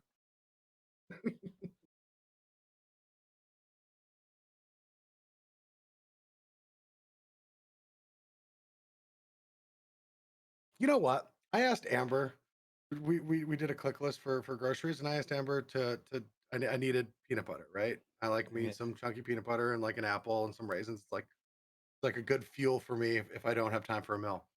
She got store brand peanut butter, not the Jiffy, the store brand peanut butter. And I just realized how good my life is, that this is actually something relevant that happened to me this week. I would have gotten you a bag of peanuts and told you to make it. Oh. and they'd be in the shell. But after I did make it, I get to tweet it, right? Yeah. Yeah, I do get to tweet it. All right. Hashtag Roanoke Eats. All right. So now we have, can we get the hand cams off? They're starting to multiply. And we hit the 4th land. Doesn't seem like it. No. The treasure gets used for the grasp. And let's see if the trespasser can actually take down, or if there's a removal spell. Yes, there is. Oh, no, it's just Siphon Insight. Okay. So we're dealing with the Sorin. Yeah. Fortunately, we're discarding the hand size, but not, really that behind because we're ahead on board. So Goldicot's going to have to spend some time catching back up. Hopefully, in that time, we can make some land drops. That's another Infernal Grasp getting discarded a hand size. Interesting. All right. I mean, I don't think it's that bad. There's not a lot of targets for it. It certainly suggests, another removal spell in hand. Probably wouldn't discard your only removal spell. No. All right. The Children's did come in. Interesting. No, it's owned by. Never mind. Oh, that came off the Siphon Insight. It came off the Siphon Insight. Yeah, Yep. I was about to be like, "Wow, I'm totally wrong about things," but yeah, that was the Siphon Insight. Third Infernal Grasp. Yep. Stop killing your stuff. The Bank Buster on. So definitely going to want to send our Bank Buster into theirs. That's definitely a trade you're willing to make when you've already drawn 3 cards off yours. Yes. After yours has went bust. Yeah. It's already busted. Accepting the damage. Yeah, Goldigot is playing at a much faster speed this game. I think he realizes at 11 minutes, if he loses this game, he's going to need a little bit more time. I just think the last game must have had very difficult decisions, and this doesn't. Yeah. These seem more because that trade I would have thought more than a second on it. You must have a gasser hand if you're not blocking, or not even thinking about blocking. All right, Appraiser into Appraiser.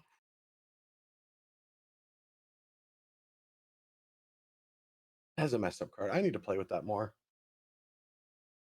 Oh, did keep some cut downs in. All right, yeah. There's the 4th Infernal Grasp. What a graveyard from Mom's basement. That is wild. Unwilling to offer any trades with these appraisers. They're not good. None of the trades are good. Yeah. If you attack with the 3/3, it gets blocked by 4/4. If you attack with the 4/4, it can get double blocked. In all honesty, this board is very like limited-esque in its like combat. Yeah, the trades are not particularly good.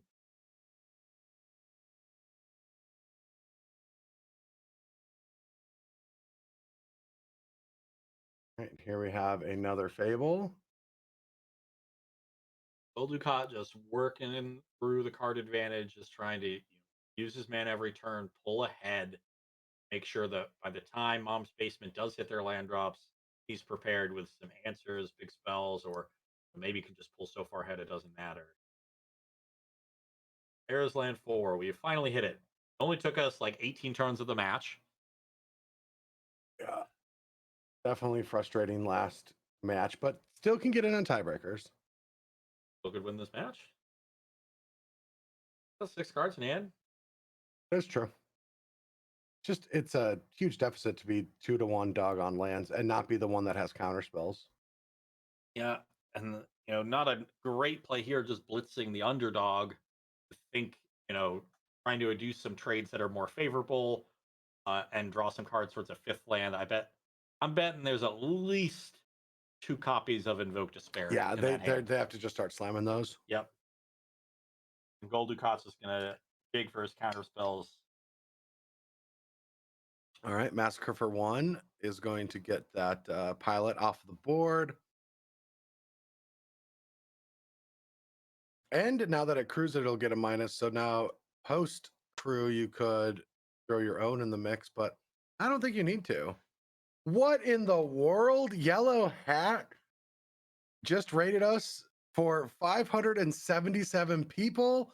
I am dumbfounded. Type something. We're in the past, but type something. And I think it'll be coming from Corey's account, not ours. Yeah. No, just call him Hat. All right, Gabe's fine. Thank you so much, Yellow Hat. Hope your stream went really well. Thank you so much for showing your support to our community. And welcome everyone. We are in the final match of day 1, but we'll be back at 4 p.m. Eastern for top 8. Today we've been watching Mom's Basement streams a lot with the mono black deck because the rest of the field is either Jund and more likely Grixis or Esper midrange. And Mom's Basement streams is currently 5-1 with mono black, trying to fight the good fight. And it's surprising here that the Meat Hook Massacre resolves. That tells me that maybe Caldecott has not found any of his counters, and it might be time to start slamming some Invoke Despair. Yeah. And those could go a long way. Other Corpse Praiser continuing to generate card Sometimes I advantage. don't counter the meat hooks because I just have more card advantage built in. Yeah. I might be saving them for the Despairs, for sure. Matt's been playing a lot of Standard on stream recently. Oh, really? Yeah. I assume preparing for Worlds. And shouldn't you be doing that off stream? Mm. Oh. Well, Hat, if you want to get me in the mix, chat about some things, I won't be doing it because I'm working it from the melee side, and I don't know enough. But I'd love to chat.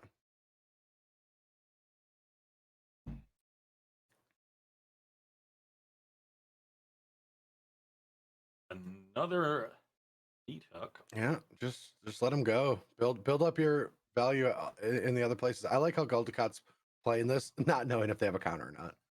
But they get to flashback and insight and just keep grinding value. Yeah. And they've got this Liliana, hanging over Mom's Basement's head like the Sword of Damocles. Yeah, there's another siphon. Yeah, there it is. Brutal. Yeah, this is rough. Mom's Basement is the one they need to be casting Invoke Despairs to catch up, so having one cast against you is adding insult to injury.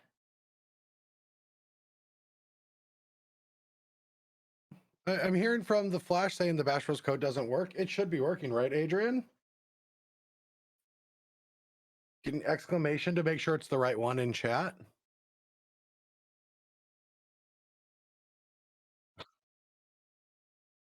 All right. Well, the Flash, if you have an issue, contact them on the site to get that resolved. Here's an Invoke Despair from Mom's Basement that is threatening to clean up the Liliana and the Meat Hook. And it looks like it is resolving. Wow. So, wow, yeah, gone through a lot of cards, hasn't found a counter spell. I wonder if Goldecott maybe took them out. I would be shocked. They at least have the negates, but they just haven't. Well, there's only 21 cards left. Yeah. Seen 2/3 of his deck. All right, so that's 4 damage. Is there another meat hook? Is there an Invoke Despair? There's got to be Shieldred. burn. There's got to be some way to burn. There it is. Meat hook for 1. Meat Hook for 1 on my own pilot token. Boom! He's, still 6 cards in hand. Probably had some exile to Siphon Insights.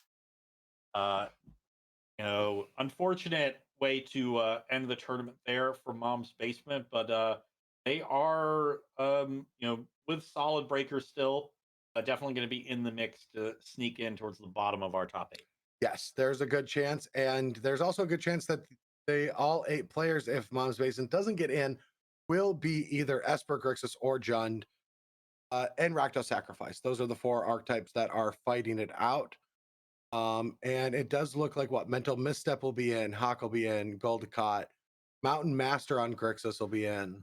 Yeah. And we're still waiting for a few others. So we've got 5 players at 6-1 or better, and it's 4 Grixis and an Esper among those 5. And I think we can call Avunga a lock as well at 66%, looking at the others even below. And the others, it looks like we have 3 all at 63.9. Don't know if that might shift with the remaining matches left. I would think so. But that's Mom's Basement Streams, Salvato, our other Rakdos player, and MTG Holic on Jund midrange. So they're all, looking to sneak in, and that's going to sort out over the remaining rounds. I do see Simon Nielsen still playing here. So I'm not sure how the pairings worked out this way, but it looks like some of the X1s might have gotten paired down. So I think we got a little awkward pairing scenario. Could limit us Well, to that might not be the case either. yeah. It could limit us to only two X2s making it in. Sure, that definitely possibly. But I mean, that is going to wrap us for today, I believe, Adrian. Are we going to another match, or does that wrap us for the day? Yeah, I think what I want to do, because so Yellow Hat, if you don't know this, I'll let you hear too. Uh, and Corey, my bro, are very good friends, and I'm wondering if the raid was for Corey and not for Mana Traders. But I do know Corey is out there working a different job. Adrian, can we raid from this channel?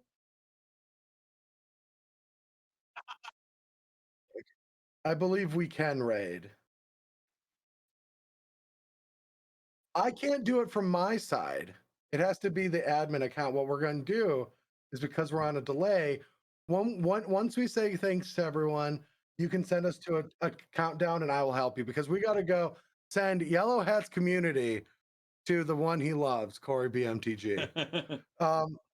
Yeah, Give them what they actually wanted. yeah. But what they want is also to come back tomorrow and watch top 8 of the Mana Shredder series. Ross and I will be bringing the top 8 matches starting at 4 p.m. Eastern, and we'll be following along the winners bracket of that event, and we'll be crowning 2 people to be going to the December Invitational in December 11th through more around that 10th to the 11th. 10th, maybe 9th through 11th too. I don't know. Yeah, Might be 10th through 11th. Yeah, 10, 11 is Saturday, Sunday.